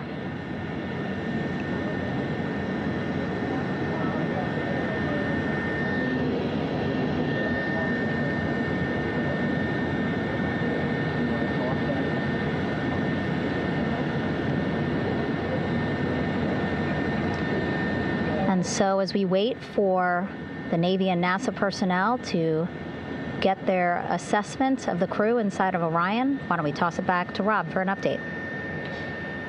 Yeah, thank you, Megan. Here in Mission Control, Flight Director Rick Henfling and the entry team of flight controllers still on duty. The vehicle has been powered down for some time now. There are no hazardous gases emanating from Integrity. That, of course, allowed the recovery personnel to approach the vehicle and then open the hatch to begin the initial medical assessment of the crew, as you just indicated. Now we're standing by for the erection of that inflatable raft, the front porch, alongside of the vehicle. That will enable the crew to be extracted one by one onto the raft, have a moment or two to get their land legs back before they're hoisted into 2 hovering Navy helicopters, 2 crew members for each helicopter, for a short flight back to the deck of the USS John P. Murtha.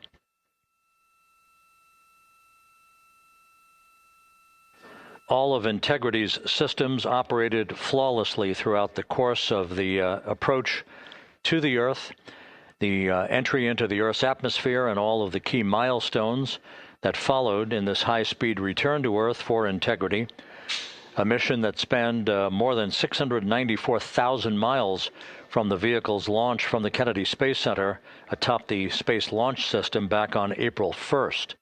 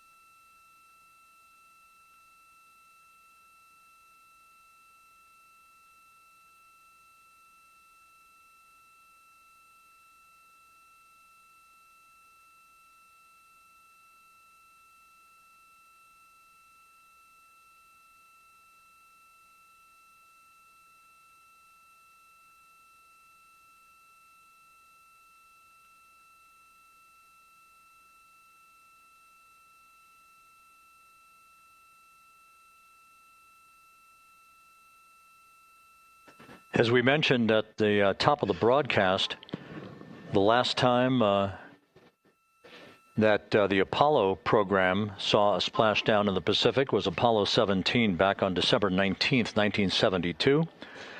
So for the first time in some 53 and a half years, we have reenacted that with the arrival of Integrity's astronauts as they flew around the moon in that historic lunar flyby that began with a trans-lunar injection burn that took them out of Earth orbit following 24 hours of a high Earth orbit trajectory. The high Earth orbit trajectory enabled flight controllers here to have a full 24 hours to evaluate the systems on Integrity and the condition of the crew before they would commit to flying to the moon.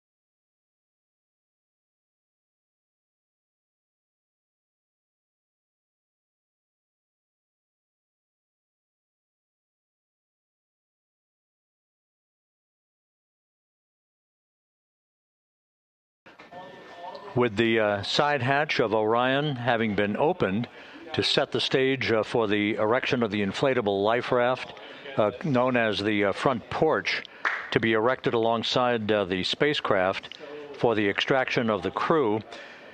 Let's play for you an interview that my colleague Megan Cruz conducted on the USS John P. Murtha with Navy diver First Class David McMahon that explains how this process is unfolding. Okay, Davey, so you and some of your team, one last look over of the stabilization collar, correct? Yes, ma'am. Okay, so what is this stabilization collar? This is what's going to stabilize the capsule out there in the ocean. We don't know how good the weather or the waves will be that day, so this will help prevent any unnecessary occurrences from happening, stabilizing the capsule and the astronauts inside. So basically this is a float that will go around Orion. I'm assuming that what they're doing right now, these are the lines that will attach the collar onto Orion? That is correct. And so what are they doing here? So we've got the lower line that will secure the inflation device before we inflate it.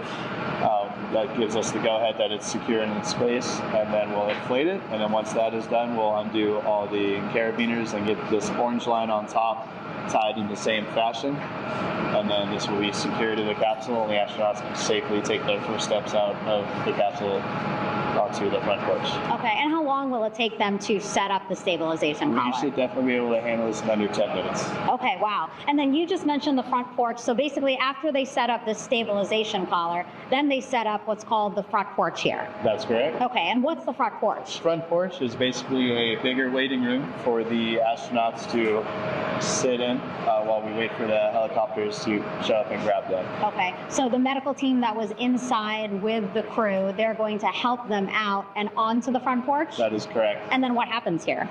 We have higher trained medical personnel also on board the front porch that will give them lookovers and just make sure they're okay while we wait for the helicopters to show up. Okay. How does it feel, I mean, your team, you, to be part of a mission that's returning astronauts from the moon in more than 50 years? We all feel extremely honored to be a part of this, as well as a bigger mission for the Navy and joining up with NASA to do great things. Mm-hmm. And do you feel like you and your team are ready? Yes, very ready. Cool. All right, thank you so much. Thank you.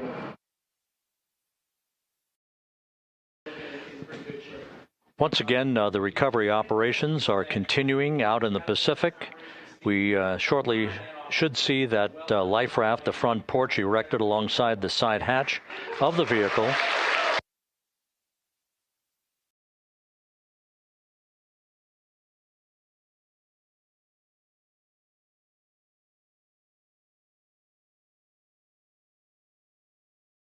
A number of flight controllers have come into the flight control room to receive congratulations from Entry Flight Director Rick Henfling. But we're going to stick with our operations out in the Pacific as we await the extraction of the 4 crew members who are reported to be in excellent condition.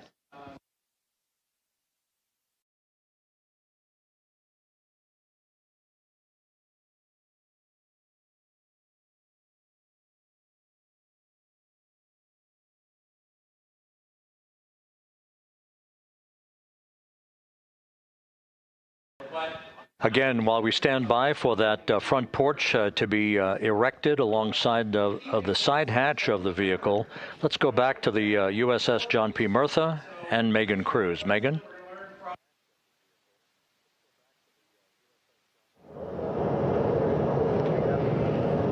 Hey, Rob.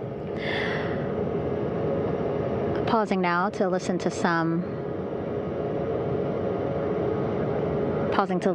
internal audio loops. Again, the operations team here on the ship communicating with everyone out on the water. It seems like currents are hindering them a little bit from unfurling and inflating the stabilization collar as well as the front porch. But again, the requirement to get the crew out within 2 hours of splashdown, plenty of time. So no concerns just yet. But as calm as the water looks, yeah, it looks like it's hindering the teams just a tad.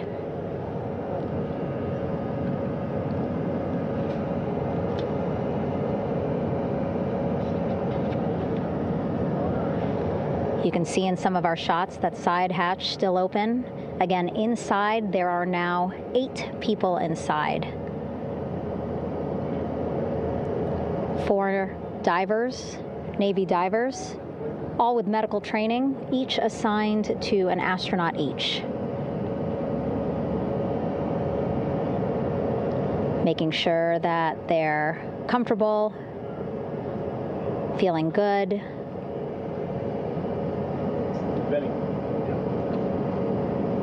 As you've heard us say in the broadcast, they expect a little bit of discomfort. Again, these astronauts just traveled back to Earth at 25,000 miles an hour, a nearly 695,000-mile journey around the moon. If you think you get carsick.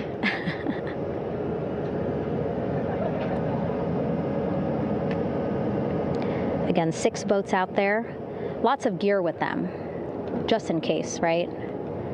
As we said, the crew reported feeling great, but again, all those folks out there in case they weren't, right? NASA is all about making sure we think about every situation that can happen, and so, of course, wanted to be ready in case any of our astronauts needed more medical attention while out there in the water.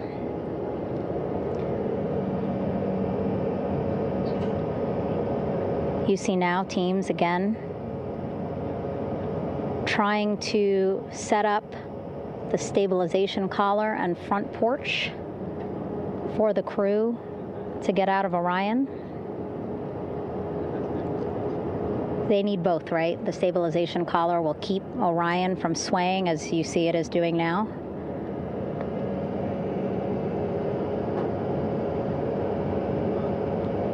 And then they will connect the front porch to the stabilization collar so that the crew can take 2 steps and they will be in the front porch.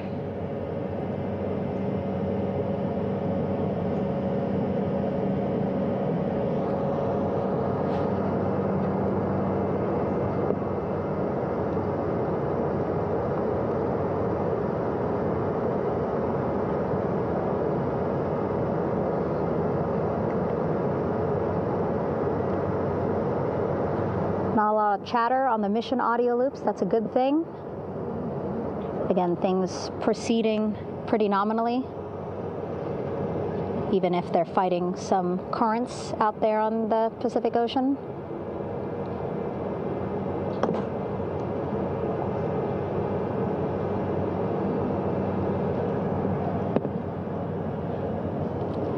Again, the goal, setting up the stabilization collar and the front porch so that the crew can rest comfortably in the front porch, get placed into harnesses so that 2 helicopters can lift them off the front porch and onto the USS John Murtha here.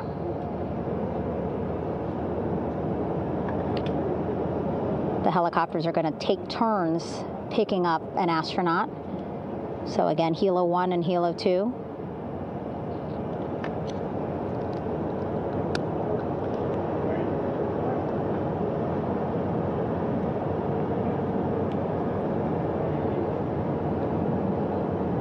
Okay, and the recovery team here on the ship just got a report from the undersea medical officer who is inside the capsule with the crew. He is reporting all 4 members are green. All of our 4 astronauts, Reed, Victor, Christina, Jeremy, green, meaning they are feeling great, not the complexion of their skin. They are feeling great, happy to be home, and ready to be extracted as soon as possible.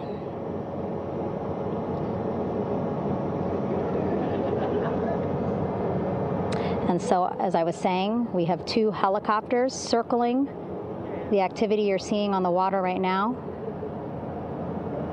Each will take turns picking up an astronaut. So Helo 1 will come on in, hover above the front porch, about 40 feet above the front porch.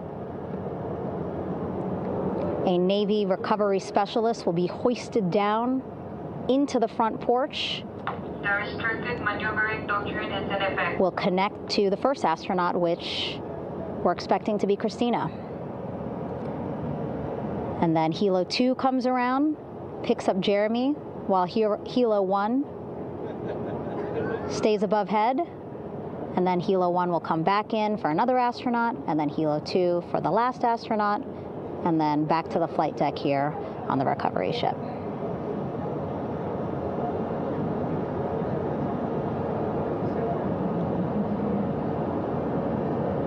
I was talking to Assistant Artemis Recovery Director Paul Sierpinski. He said helos are a much quicker, safer way to get on board. They did actually consider boats, but then if you think about it, longer time, the crew would have to move through more of the ship. This way the helos will give a more direct, quicker route to the medical bay for our 4 astronauts.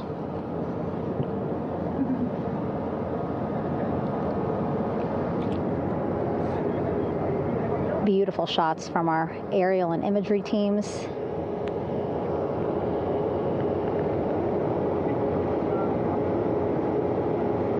Clouds have dissipated for a clear view from the bow of the recovery ship here.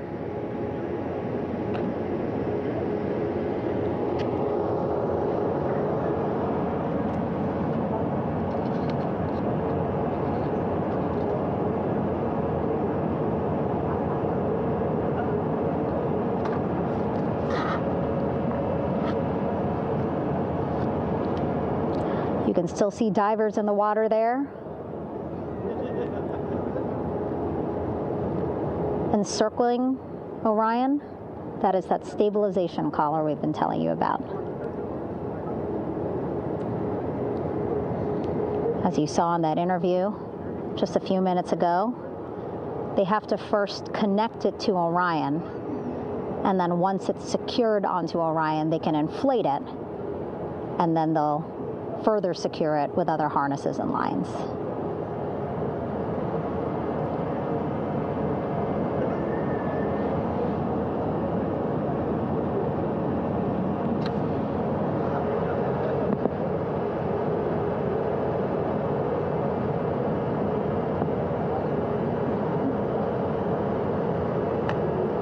About an hour and 10 minutes since splashdown in the Pacific Ocean here.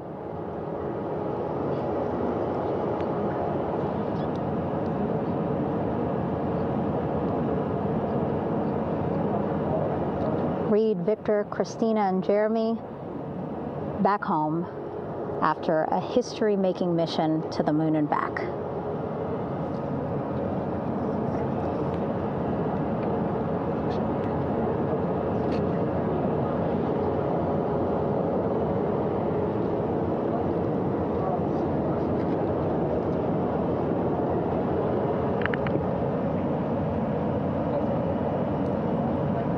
If you missed what we said just a couple of minutes ago, the undersea medical officer inside with the crew in Orion reporting all 4 crew members feeling great.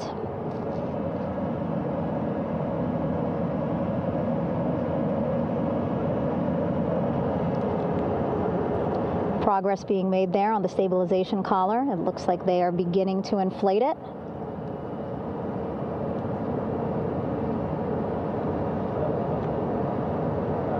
And it looks like they're starting to unfold the front porch in order to get that into the water here shortly and inflate that as well.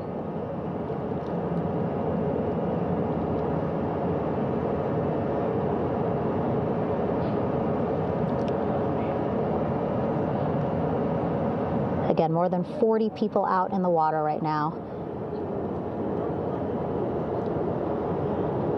And those Navy and NASA personnel have been in the water for now about 4 hours.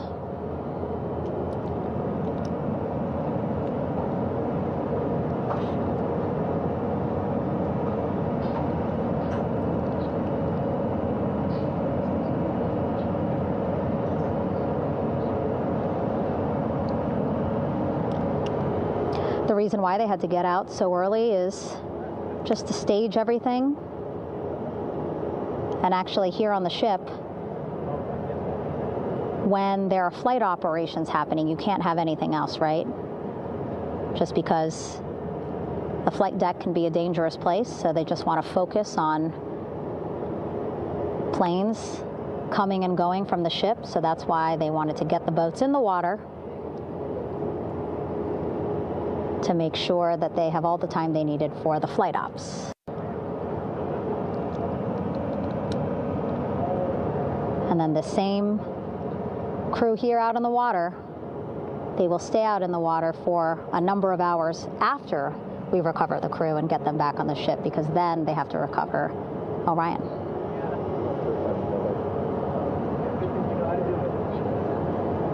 All right, that stabilization collar looking good around Orion. We're now seeing some recovery personnel getting on to that collar. Again, they need to further attach it to Orion to make sure that it can really prop up the spacecraft. It's basically lifting it up off of the water just a tad. Again, so it's not so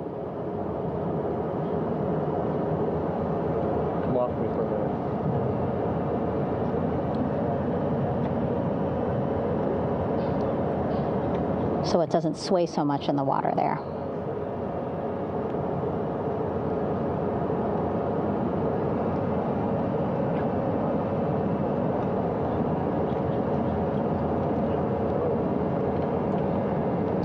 And now that front porch looks like it's nearly fully inflated as well.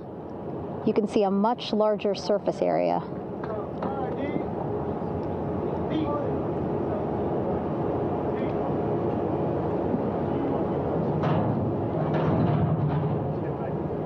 And so once the crew get out of Orion, they can stretch their legs a little bit on this front porch, get some fresh air.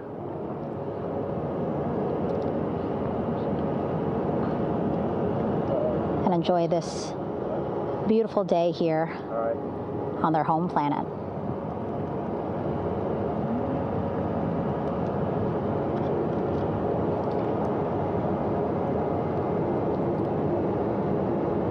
It appears teams now are about to connect the front porch to the stabilization collar.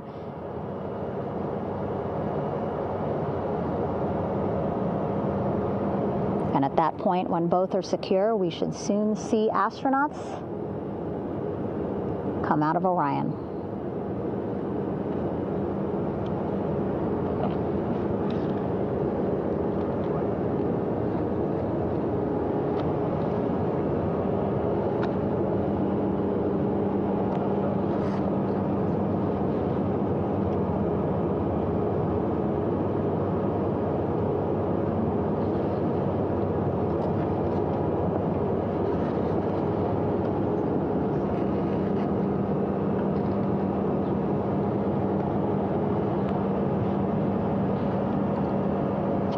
All these views you see also being fed to the Landing Force Operations Center here on the ship.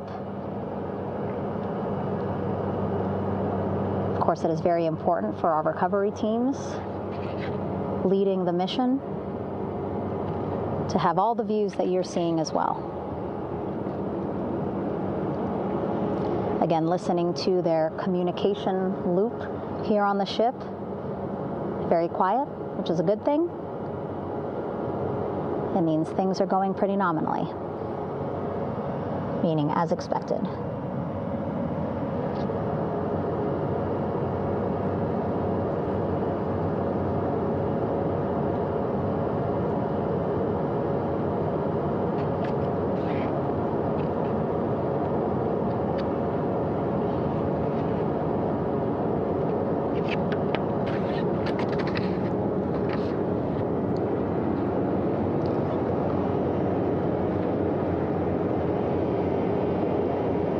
Again, all this activity happening just 3,000 yards away from the ship. So that means this will be a very quick flight back on the helicopters for the crew. 2-3 minutes, and then they'll be back here on the ship. I know.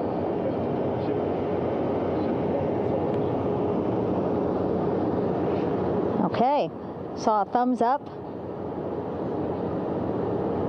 from one of the personnel on the front porch.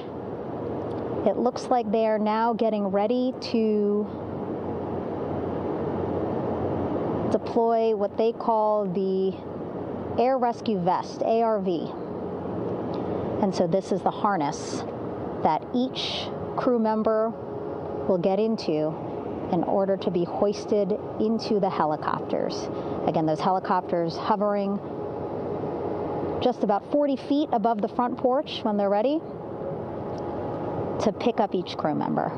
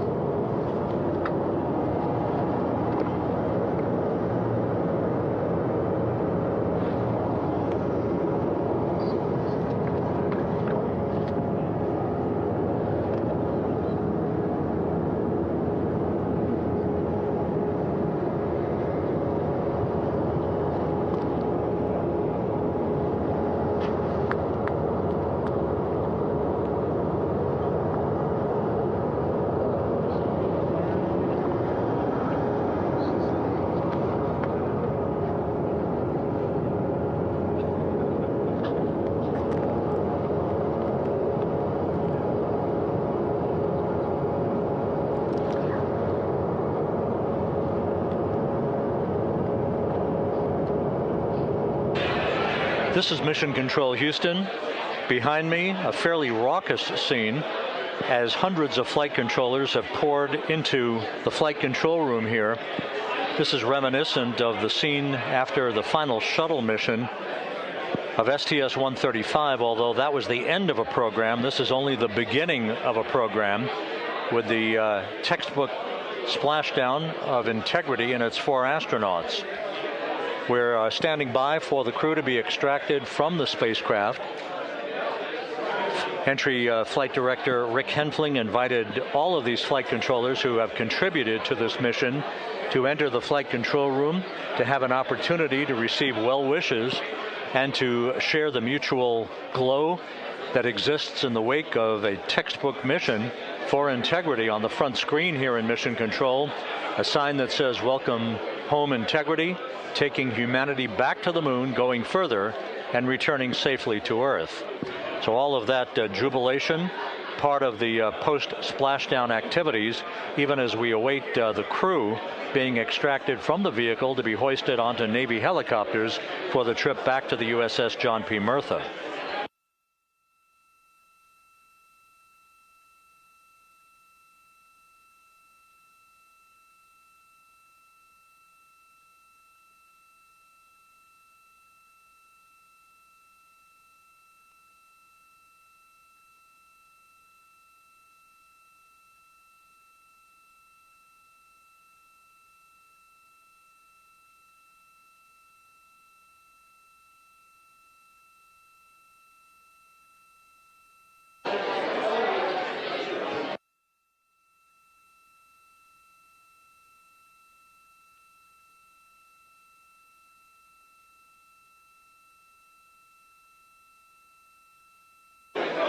Once again here in Mission Control, this view of the Artemis flight control room, known as the White Flight Control Room. This is the old shuttle flight control room, and now is the home of Artemis missions to the moon and beyond.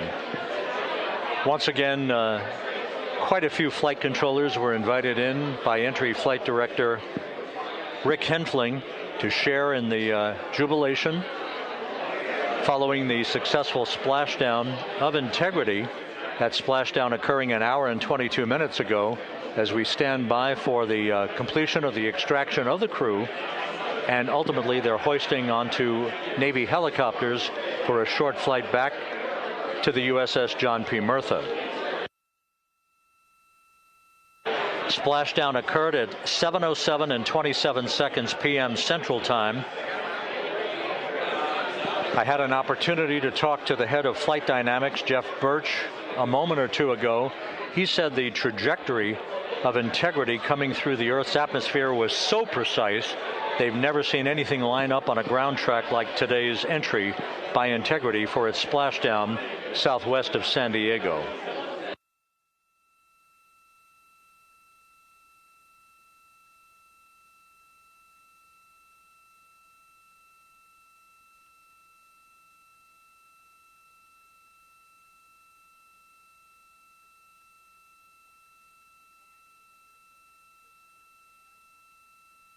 And the initial, you can hear it.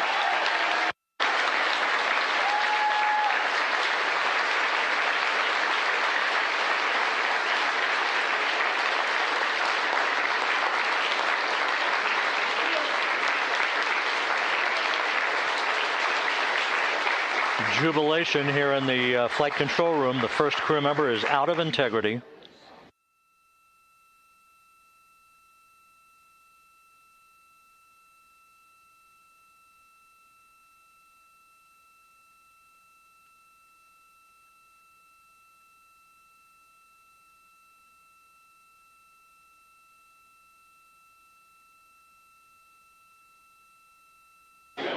We are expecting the other crew members momentarily to be extracted.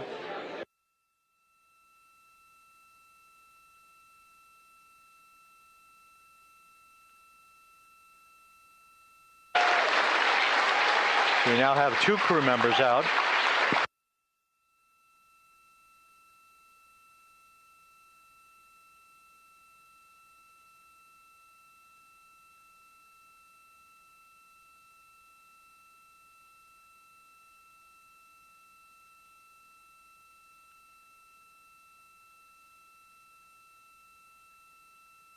Two crew members out, 2 to go.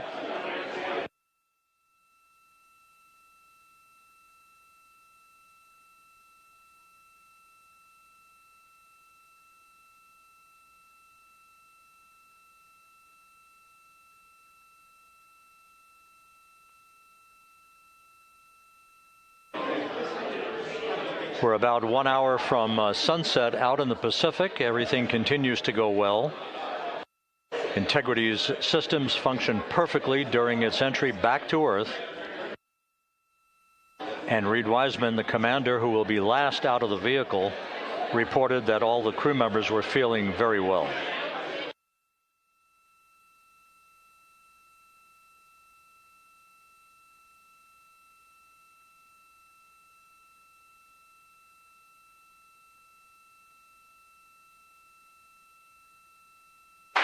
Crew member number 3 now out.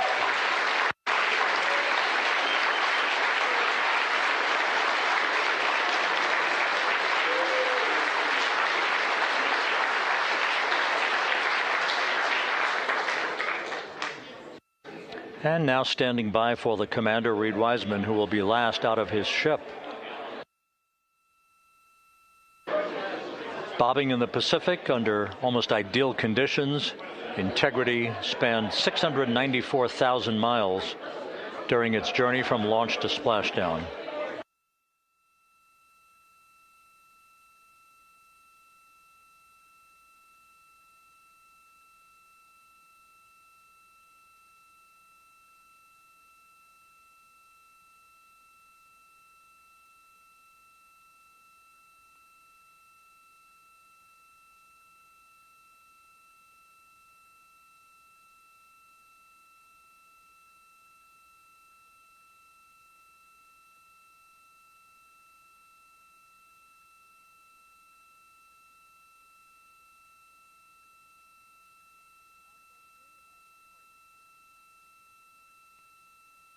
And we now have Reed Wiseman out of the vehicle, all 4 crew members now out of Integrity.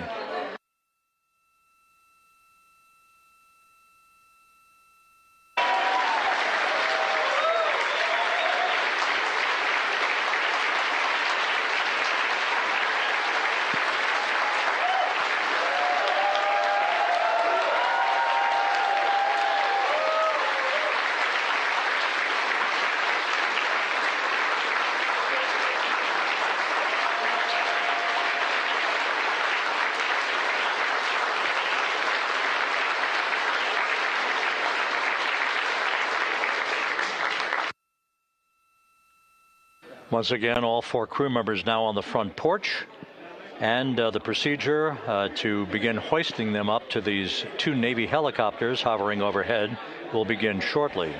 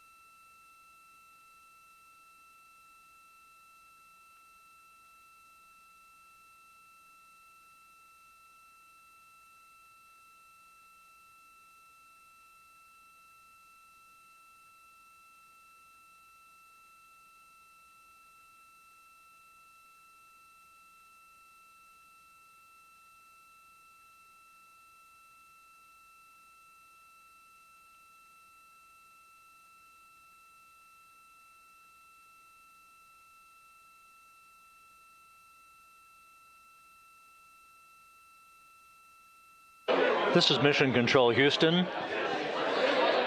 The mission is over, but the melody lingers on as jubilation continues here in the flight control room.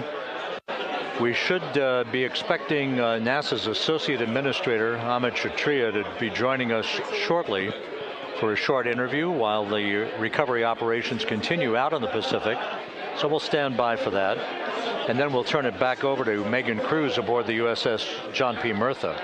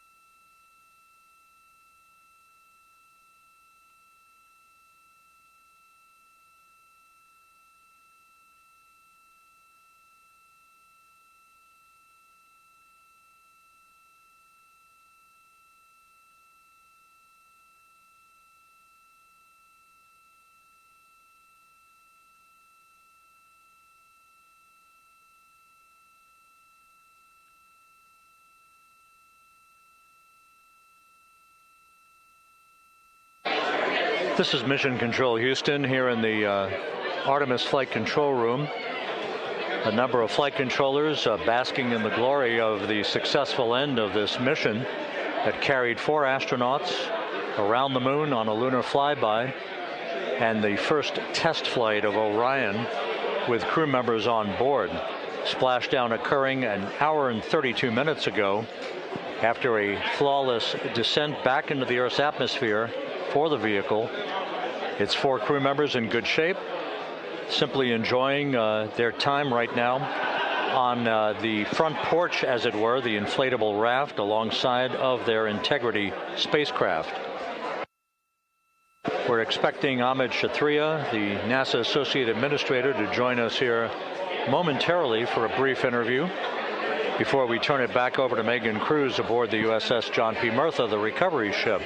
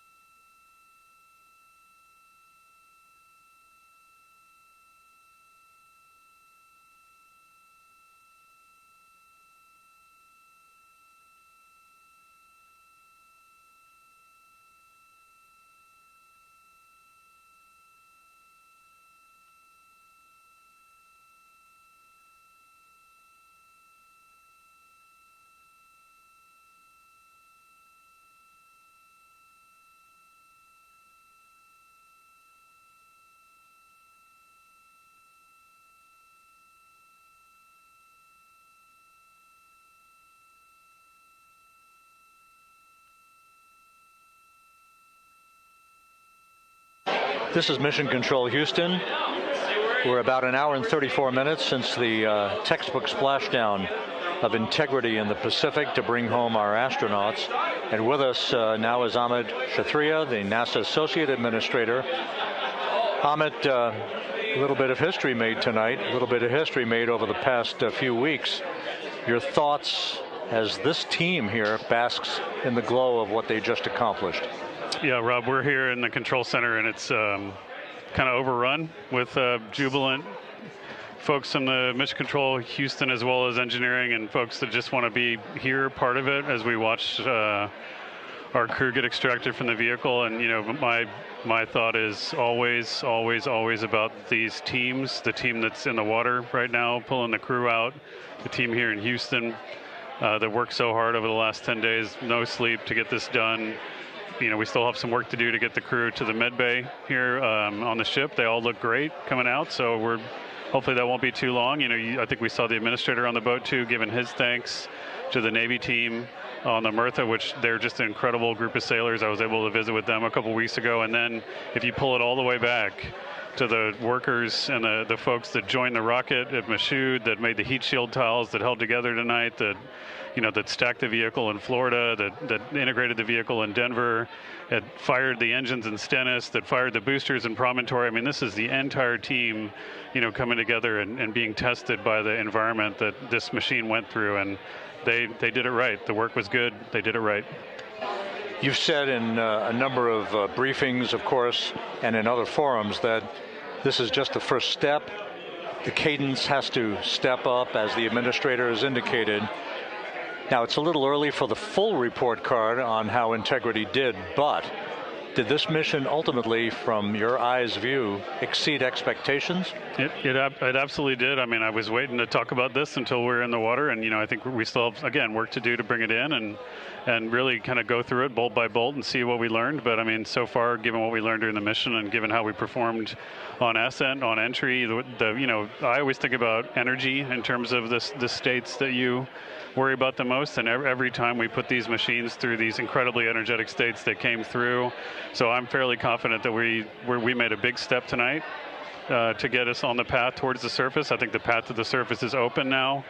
We do have to do all the work, and we'll make sure we talk about that as cleanly as we can. We learned a few things during the mission, but I have to tell you, this was an incredible test of an incredible machine. From an American psyche standpoint, the Empire State Building was lit up red, white, and blue tonight. Our coverage was seen on baseball stadiums around the major leagues. How captivating was this experience for the American people, for the world, in fact, as we returned to the moon? I have not been able to watch a lot of the coverage as we've progressed through the mission. I will tell you, just from my witness in Florida before launch, and then seeing the people's faces here, and then reading where I can about how things are going. I think this has been a gift to the world from NASA. NASA has given the world a gift, proving to folks all over the place, especially young people, and that to me is what this is really about. Young people, when they see what we can do when we work together, when we have teams that collaborate, that it doesn't matter how hard the problems are, we can solve them. I'm hopeful that Artemis 2, as folks witness what we were able to do with this incredible crew, this incredible team that we've birthed into the world, scientists and engineers and artists that have been inspired by this. And even if they don't come work in the program, which separately they should come work in the program, because Lord knows we need the help, but even if they don't want to come work in the program, hopefully they grow up to recognize they can do amazing things when they work together and contribute to society and be good citizens and really change the way, the challenges that are coming in the world are overcomable if we work together like this. And one final question.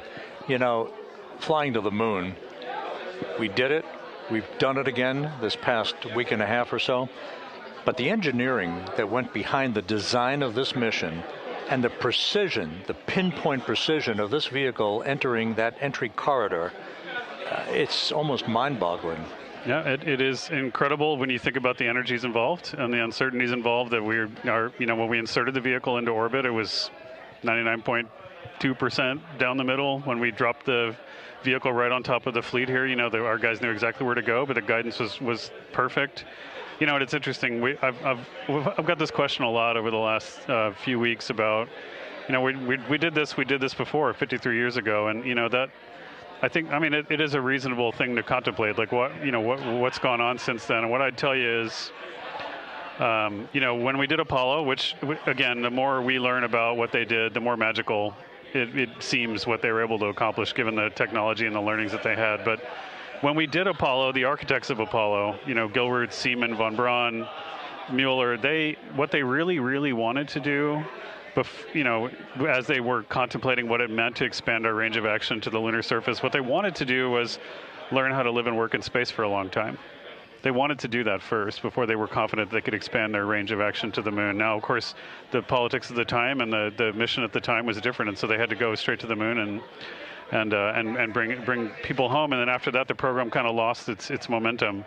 But you know, after that, NASA kept moving along those paths, right? So we recognized during Apollo that reusability was going to be important. We spent a lot of money on those machines, and you know, we spent a lot of money on these machines here, even though, but we recognized that reusability was important, which is why we built a winged space plane called Space Shuttle, and then we used that reusable machine to build a space station.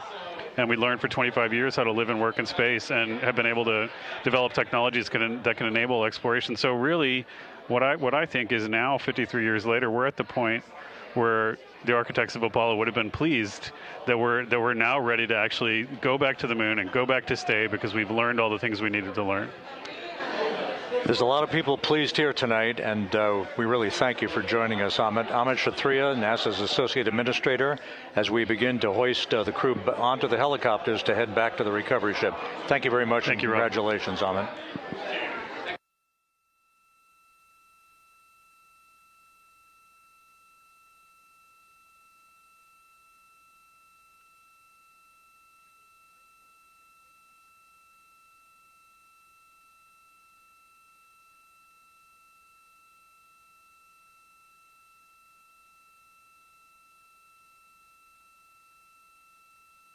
This is Mission Control Houston, with the crew members now beginning to be hoisted aboard the Navy helicopters. Let's go to Megan Cruz aboard the USS John P. Murtha, who will take it from here.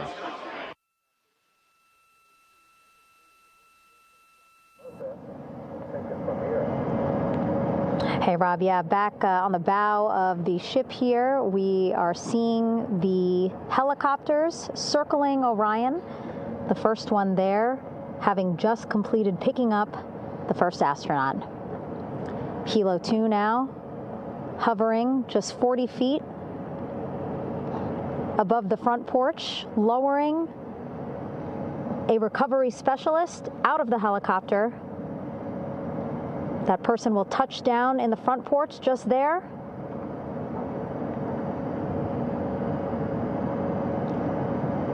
The crew members already outfitted with a harness that will allow them to quickly attach to the hoisting device.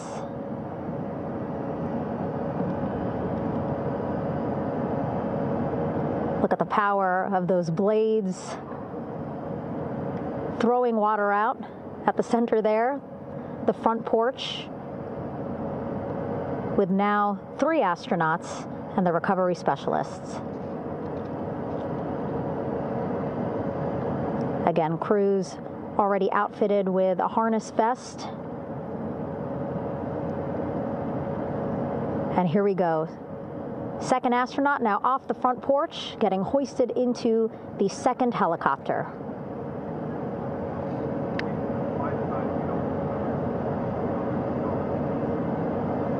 That helicopter will now hover just a distance away to give room for the first helicopter to come back and pick up the third astronaut.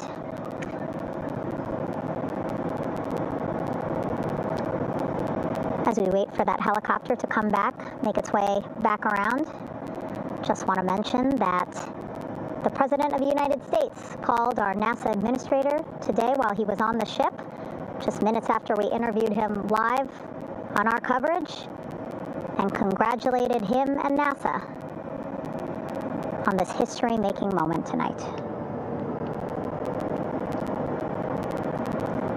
Helicopter 1 again hovering 40 feet over the front porch.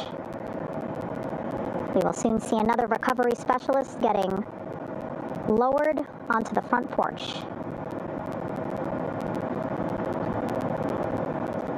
Wow, imagine sitting on that front porch, the wind, the water. But again, the recovery team determined that a helicopter flight back to the ship here would be safer, faster, and more comfortable for our crew who just completed a 10-day mission around the moon. Third astronaut in the air, getting hoisted quickly back into the first helicopter now.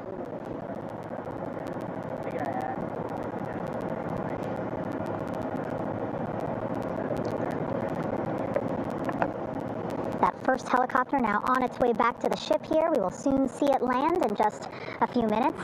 Again, all this action happening just 3,000 yards away from us, so a very quick flight back to the flight deck. And now the only person left on the front porch, Commander Reed Wiseman. That second helicopter now making its way back over to the front porch. Here it comes.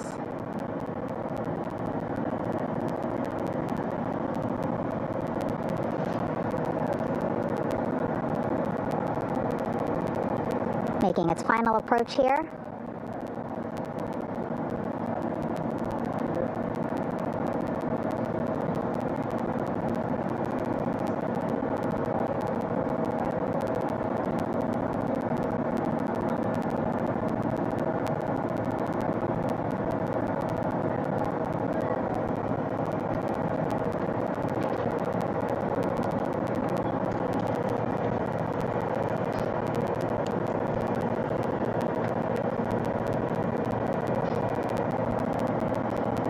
The last astronaut, Commander Reed Wiseman,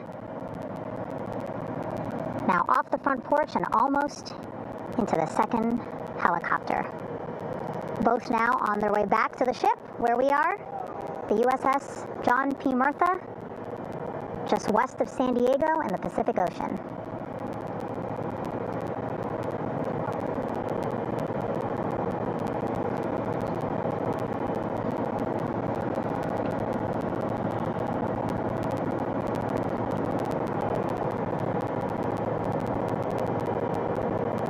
Exciting to see our 4 crew members minutes away from landing on the flight deck here on the recovery ship. 550 people on this ship, excited, ready, anxious, looking forward to welcoming this crew aboard.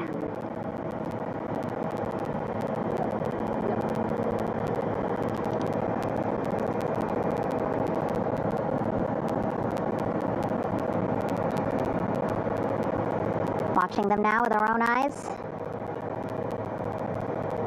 Close to the ship here. Hearing them begin to hover on the flight deck, which is just across from us, here on the bow.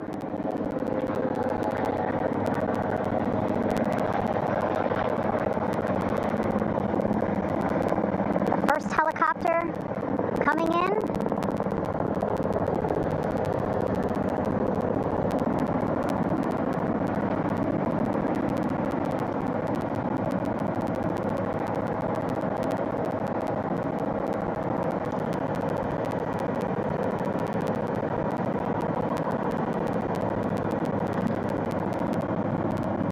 And wheels down.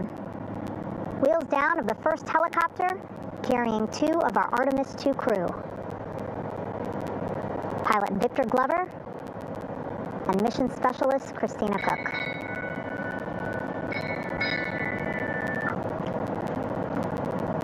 Kilo 1 on deck reported on the recovery loop. Again, the mission audio loops that the recovery team are using here to communicate with one another. And an announcement just made on the ship, integrity incoming. 2 more helicopters on their way to the flight deck, one carrying the crew, the other, one of our imagery helicopters, Again, kudos to our imagery and aerial teams for giving us these beautiful views of history in the making. Set amid a gorgeous, soon-to-be sunset here in the Pacific Ocean.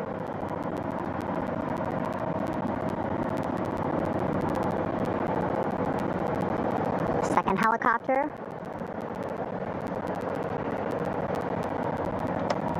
making its approach of the flight deck.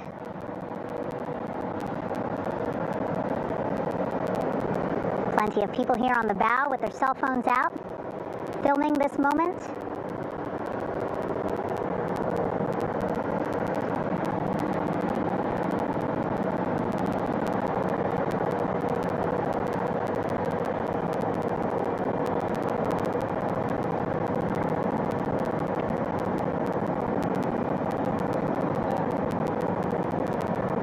Some impressive flying here by the Navy,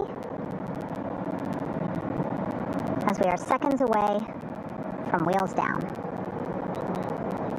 And there you go. We now have all 4 Artemis II crew members on the USS John P. Murtha.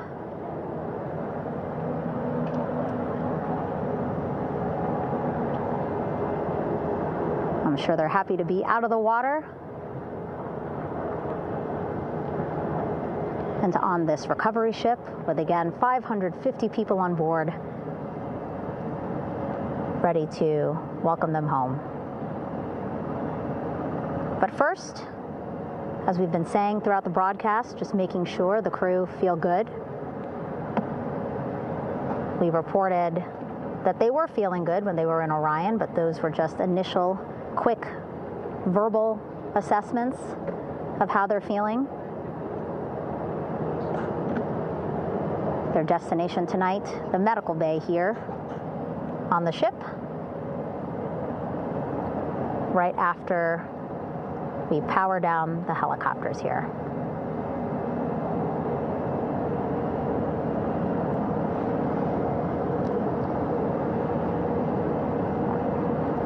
The team on the flight deck working quickly but methodically.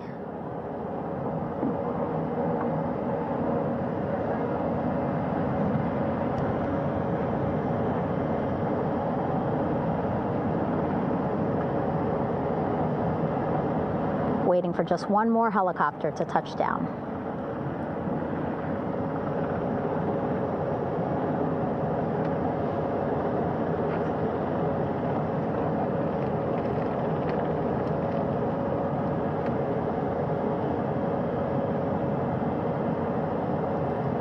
Very limited personnel here on the flight deck. Restricted maneuvering doctrine is in effect. As that third helicopter touches down.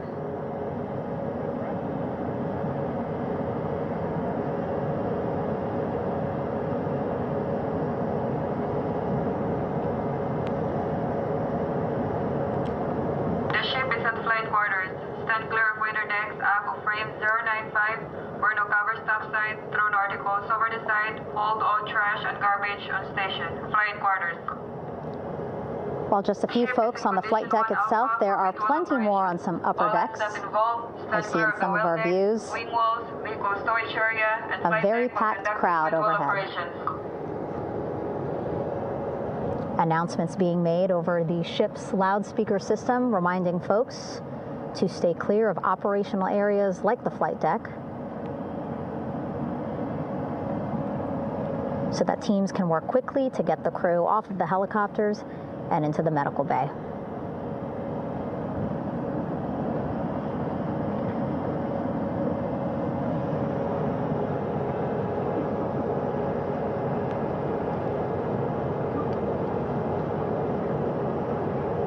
Splashdown today, 5:06 p.m. Pacific time. We are within 2 hours of that splashdown time, and already we have all 4 crew members on the flight deck of the USS John P. Murtha.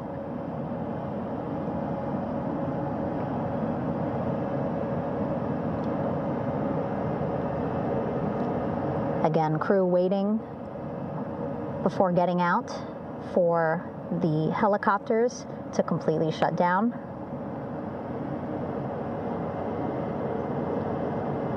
Safety, of course, very important to NASA and the U.S. military.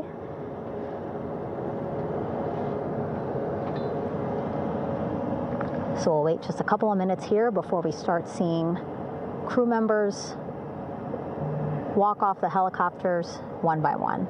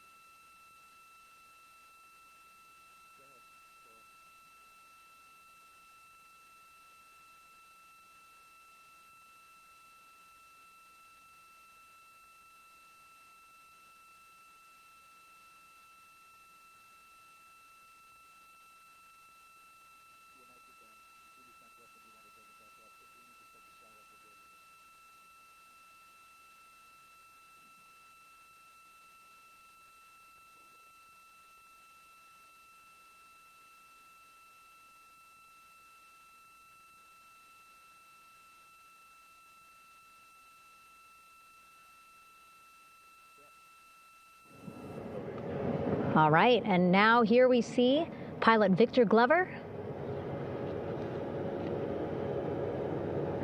and mission specialist Christina Cook sitting on the edge of one of the helicopters, looking in great spirits. That familiar smile and laugh from Victor, I can see it from here. Christina, I'm sure, feeling the same way, just blocked a little bit by our camera here, but we'll see her here shortly. A photographer taking their pictures. Victor saluting folks on the flight deck. They look like they're in great spirits. Happy to be home, I'm sure.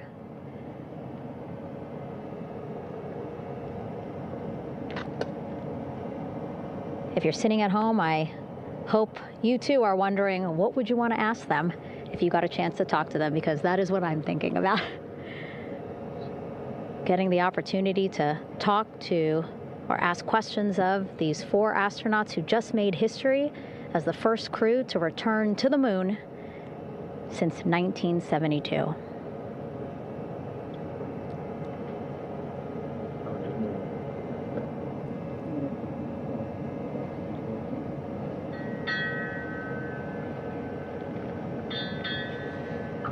Oh, there we see Christina there, also smiling. Finally peering out, waving at the cameras. Hello to you too, Christina, yes.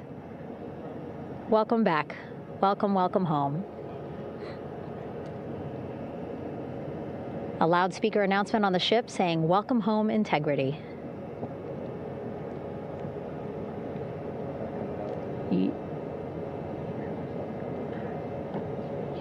Victor in great spirits. I can't see who he's talking to, but I kind of think that he might be talking to his other 2 crew members. Shouting from across the flight deck, congratulations to one another.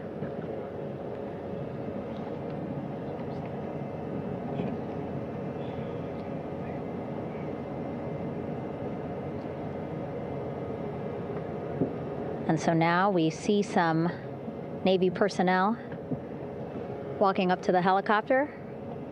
This is again the first helicopter carrying pilot Victor Glover and mission specialist Christina Cook.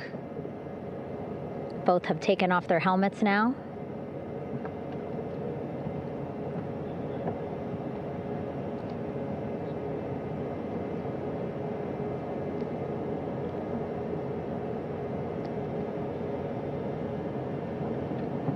Some pictures, video to catalog this historic moment. A beautiful sunset just behind them here in the Pacific Ocean. Golden hour. These pictures will be beautiful.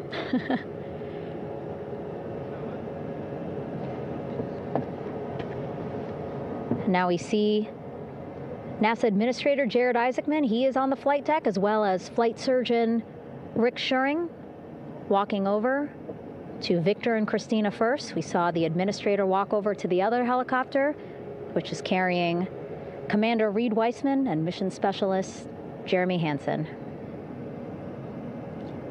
We heard from Rick earlier in the broadcast. Again, he said he's going to be out there on the flight deck to do another initial assessment of the crew, ask them how they're feeling,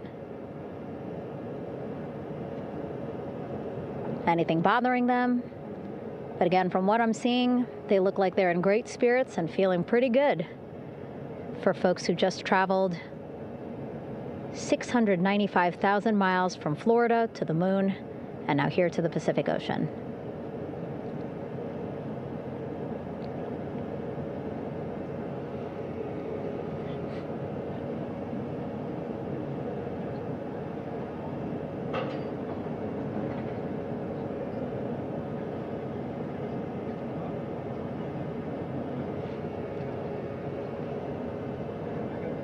We're now seeing NASA Administrator Jared Isaacman walking across the flight deck. He had been talking to Reed and Jeremy, now approaching Victor and Christina. A hug from Victor, a hug from Christina. What a moment that we're getting to experience together.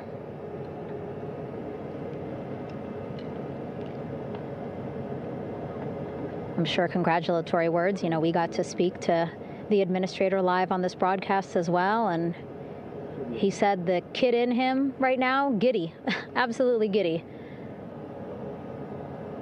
at what we were able to accomplish today. Returning them home safely and in good spirits after a 10-day mission around the moon. And here we go. We're seeing Jeremy walking, waving across the flight deck, now on his way to the medical bay.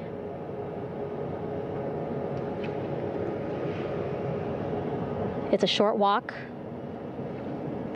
less than a minute. Again, that's why the recovery team decided to use helicopters to get them on the flight deck for that short walk to medical bay. And now on the flight deck, we see the chief of the astronaut office, Scott Tingle. Rick Schuring switching places. He's going over to the other helicopter. Big hugs from Victor, Christina to Scott. Again, a gorgeous sunset setting the stage for this recovery tonight.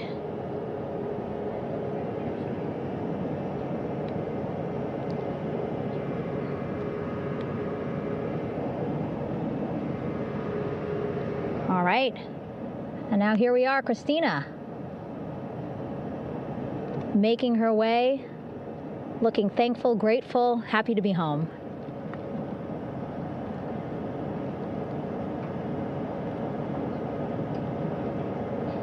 You can see she's looking up. Again, lots of people, just a few levels up off the flight deck,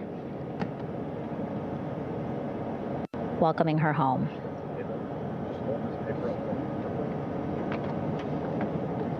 Scott holding the door like a gentleman, but back on his way to the other crew still on the flight deck.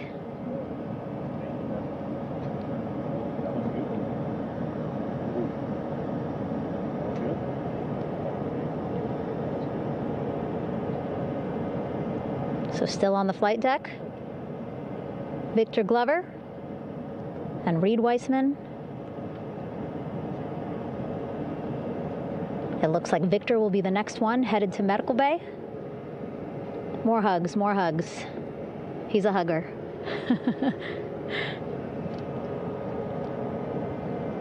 Victor looking good as he walks across the flight deck.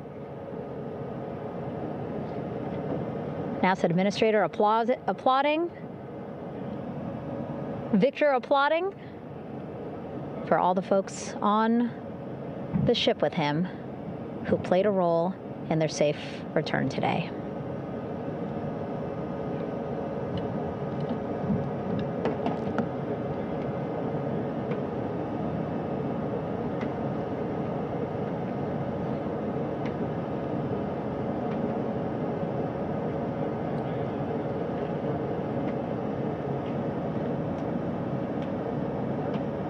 And finally, just one Artemis II crew member left on the flight deck, Commander Reed Weissman.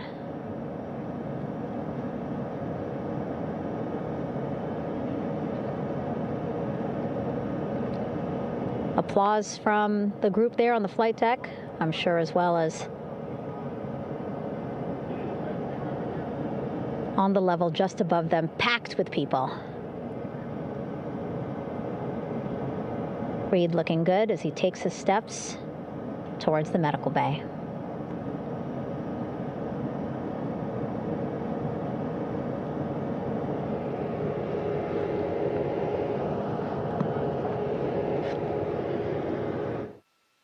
See our 4 Artemis II crew members back on the ship. Again, now they will head into medical bay, where they will be assessed by flight surgeons from both NASA as well as the Canadian Space Agency. A more in-depth assessment. When they get to medical bay, they will each have their own nurse. They will be helped out of their suits. And then again, we'll check to see that they're feeling good. Make sure it's not just adrenaline, but that they are feeling good from their long journey back from the moon. Beautiful shot of that sunset, illuminating our flight deck.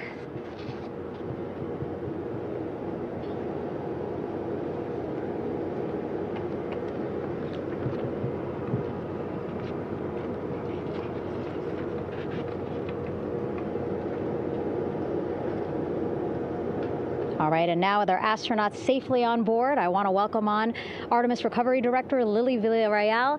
Lily, I don't know how you must be feeling right now. Ecstatic, relieved? I'm so ecstatic, relieved. Of course, we still have to bring the capsule into the well deck of the ship, but this is a major milestone to have the crew here on the ship and in medbay. You know, our team has been preparing and working really hard, and I'm just so proud of them all.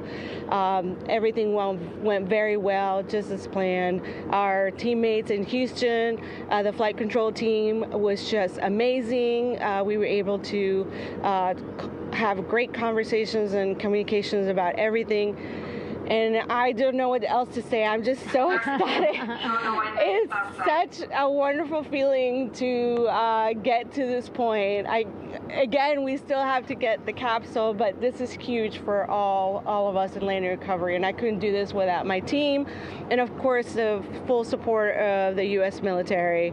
There's going to be lots of high fives when we get the capsule back in, and I'm so happy that the crew's doing well, Orion's doing well, and thank you for everybody watching. Yeah, it was great to watch the crew come back to the ship with you. How were you feeling when you were seeing them looking so happy to be home and feeling really good? The funny thing is that we had video of them from inside the Orion vehicle.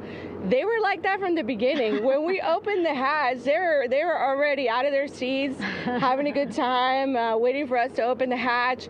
And they opened the hatch, and of course we did the first medical assessment. Everybody was doing very well, and they were just having such a great time with the medical team that was inside the capsule. I think they were all taking selfies with the phones that they have, probably talking about what they saw, and it was just smiles all around. They were having such a great time.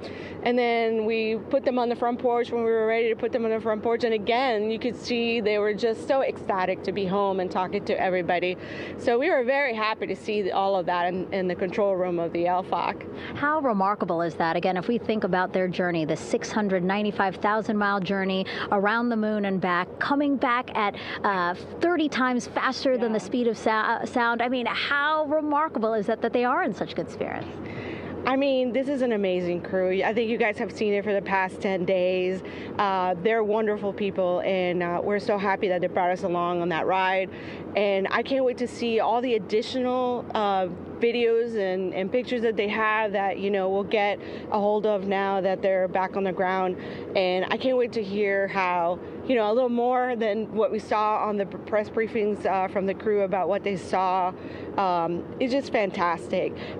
Some of my favorite people during this 10 days was the science team and how excited they were. And so this is exactly how we feel in the landing recovery team when the science team went, oh my goodness, when they heard all the discussions about the moon. This is exactly how we feel now in the landing recovery team. We're so ecstatic. Yeah. Again, we have to recover the capsule. I want to make sure we don't forget about our Orion. Lily's all about business. She's thinking about what's next. But yeah, speaking of these 10 days, I mean, we have been along for the journey with them, live with them 24/7 for 10 days, and just really seeing the engagement that we've gotten from around the world. What do you hope people take away from this mission? I think that's fantastic. So, my story was that I went to the Kennedy Space Center. I was born in Colombia. I was 10 years old when we moved to the United States, but when I was 7, my family took me to the visitor center, and that's when I learned about Apollo. And we went to the moon, and I learned about astronauts, and that story was what really fueled me to want to do STEM and want to be an astronaut.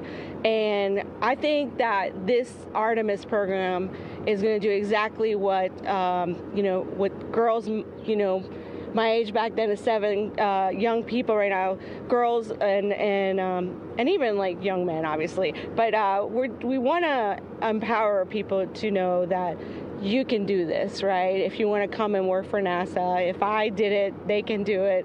And Artemis program is just going to inspire everybody. And I'm so happy about that. Yeah. Like Apollo inspired me.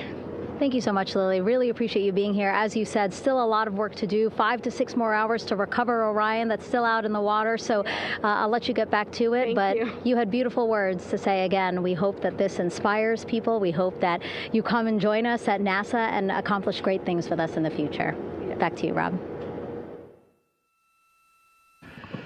Thank you, Megan, and safe sailing out there in the Pacific. Here in Mission Control, it is now all quiet. The team of flight controllers and all their support personnel have left the room to enjoy the aftermath of a textbook touchdown by Integrity that splashed down in the Pacific right on target to complete this historic flyby of the moon, the Artemis II mission. With that, we'll wrap up our coverage for the night and point you to a post-splashdown news conference in 15 minutes at 9:35 p.m. Central Time, 10:35 p.m. Eastern Time, where managers will discuss the return of the Integrity spacecraft and the completion of the Artemis II mission. With that, we'll wrap up our coverage for this evening and historic mission in the history books. This is Mission Control Houston.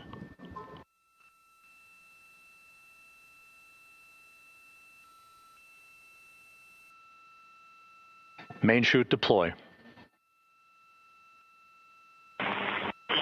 And we have 3 good main chutes. Houston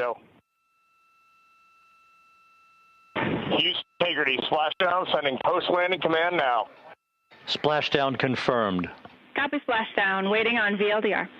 Splashdown confirmed at 7:07 p.m. Central Time, 5:07 p.m. Pacific Time.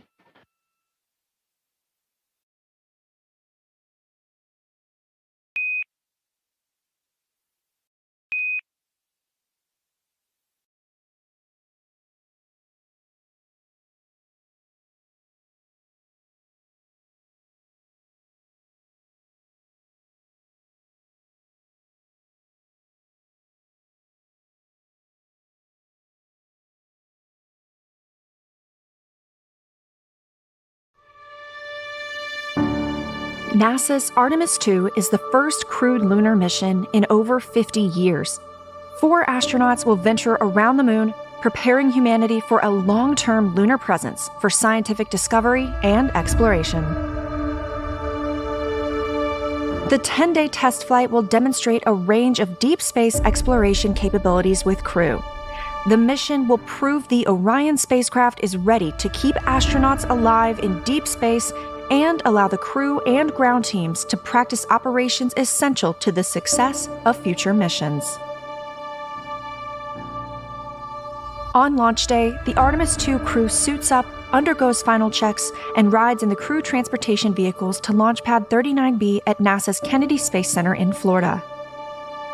Stacked on the mobile launcher, NASA's 322-foot-tall SLS, or Space Launch System rocket with the Orion spacecraft awaits the crew, having made its 4-mile journey from the vehicle assembly building on the crawler transporter to the pad. The launch team fills the SLS propellant tanks with over 700,000 gallons of liquid oxygen and liquid hydrogen and verifies guidance, communications, and avionics. Before entering the atmosphere, Orion's crew module separates from the service module. 12 thrusters ensure Orion is properly oriented at an altitude of about 75 miles from Earth's surface.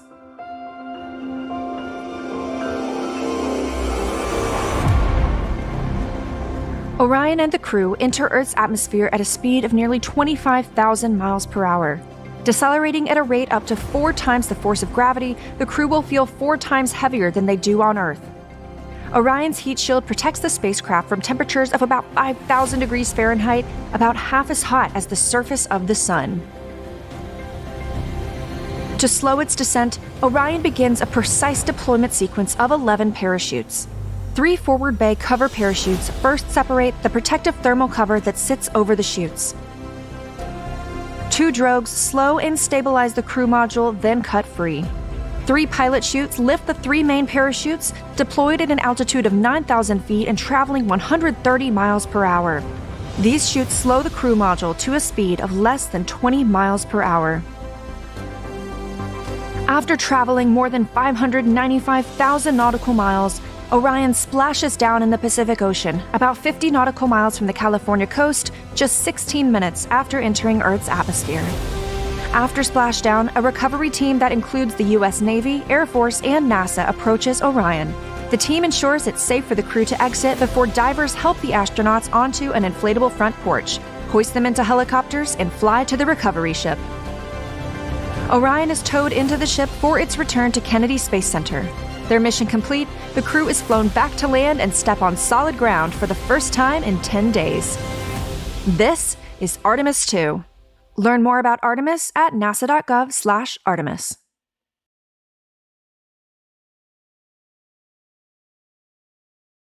Prepares to transition back to Earth, and we get ready for entry day.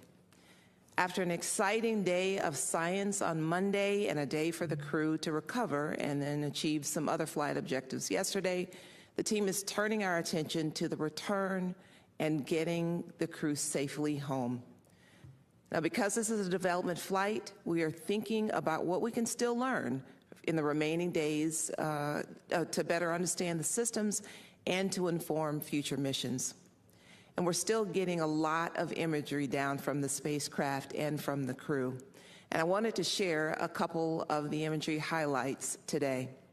The crew was able to send down a group photo, and it's great to see them doing so well and in such great spirits. And I'm happy to see Rise there front and center with the team. We can't wait to welcome those smiling faces home. Now, the crew also took an image yesterday of the Milky Way, which is stunning. And free from atmospheric interference, the crew could see the glowing ribbon of stars and filaments, a clear view of our home galaxy.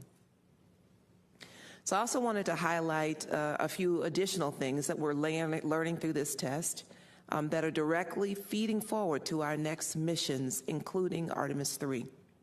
Now, in the area of science, in addition to the lunar science activities that we saw on Monday, our other science and payload activities continue to progress as planned. At the Marshall Space Flight Center in Huntsville, Alabama, our Payload and Mission Operations Division is operating our AVATAR, or also the immune biomarkers experiment, as well as the standard measure activities. And these activities are going to really help us understand how the deep space environment impacts the astronauts during the Artemis missions. The experiments about human health are going to give us data that we need to be able to live on the moon longer as we develop the moon base and be able to prepare for farther trips like going on to Mars. During Apollo, they didn't gather this kind of human health data, and we can't get this information during low Earth orbit missions. So in terms of performance of the hardware, as we heard from the administrator yesterday, the mobile launcher is in good condition overall. And while we need to fix a few things, having the mobile launcher in good condition really ensures that we'll be ready to start stacking the Artemis 3 vehicle according to the timeline that supports launching that mission next year. You heard previously that the SLS performance was about as good and flawless as we could have expected. And the SLS team already has begun digging into all of that data for detailed post-flight analysis to see if any refinements need to be made going forward. And the data that we're getting from the Orion manual piloting demonstrations, including the proximity operations demonstration we had after launch, are critical to ensuring that we can dock with human landers during Artemis 3 and beyond. And we heard in real time from Victor during the ProxOps demonstration how precise the handling appeared to have been, and the other demonstrations are proving us with even more data. We have lessons we're going to address before Artemis 3, including some of our water valve operations, the wastewater venting that you've heard quite a bit about, as well as the service module pressure control assembly operations. And we're also learning about how long some of the activities inside the cabin should take. Our suit demonstration from several days ago provided helpful insights for future suit crew emergency operations if we should need them. We've also elected to skip the radiation shielding or parts of it, the demonstration, to allow more time for transition of the cabin to prepare for entry. And Rick will talk a little bit more about that. And these learnings are helping us get ready for our next mission. And when the mission goes well, it can look like flying to the moon is easy. It certainly is not. We can't forget that this is a test flight and are taking everything that we're learning forward to support the next mission. This has been a good mission so far, and we're nearing the end, having retired a significant number of risks over recent days. But the team remains focused, and we're making sure that we don't take our eye off the ball. Countless hours of people working together behind the scenes have been preparing for these moments. And people are still giving their all to ensure mission success. We continue to improve to make our ultimate goals of going to the lunar surface, building the moon base, and eventually sending the first humans to Mars a reality. So I appreciate your continued interest, and with that, I'll pass it to Rick to provide an update on operations as we get ready to bring the crew home. Thanks, Lakeisha. So since we last got together, there's been a number of activities completed last night as well as today. Our primary activity yesterday evening was to perform our first return trajectory correction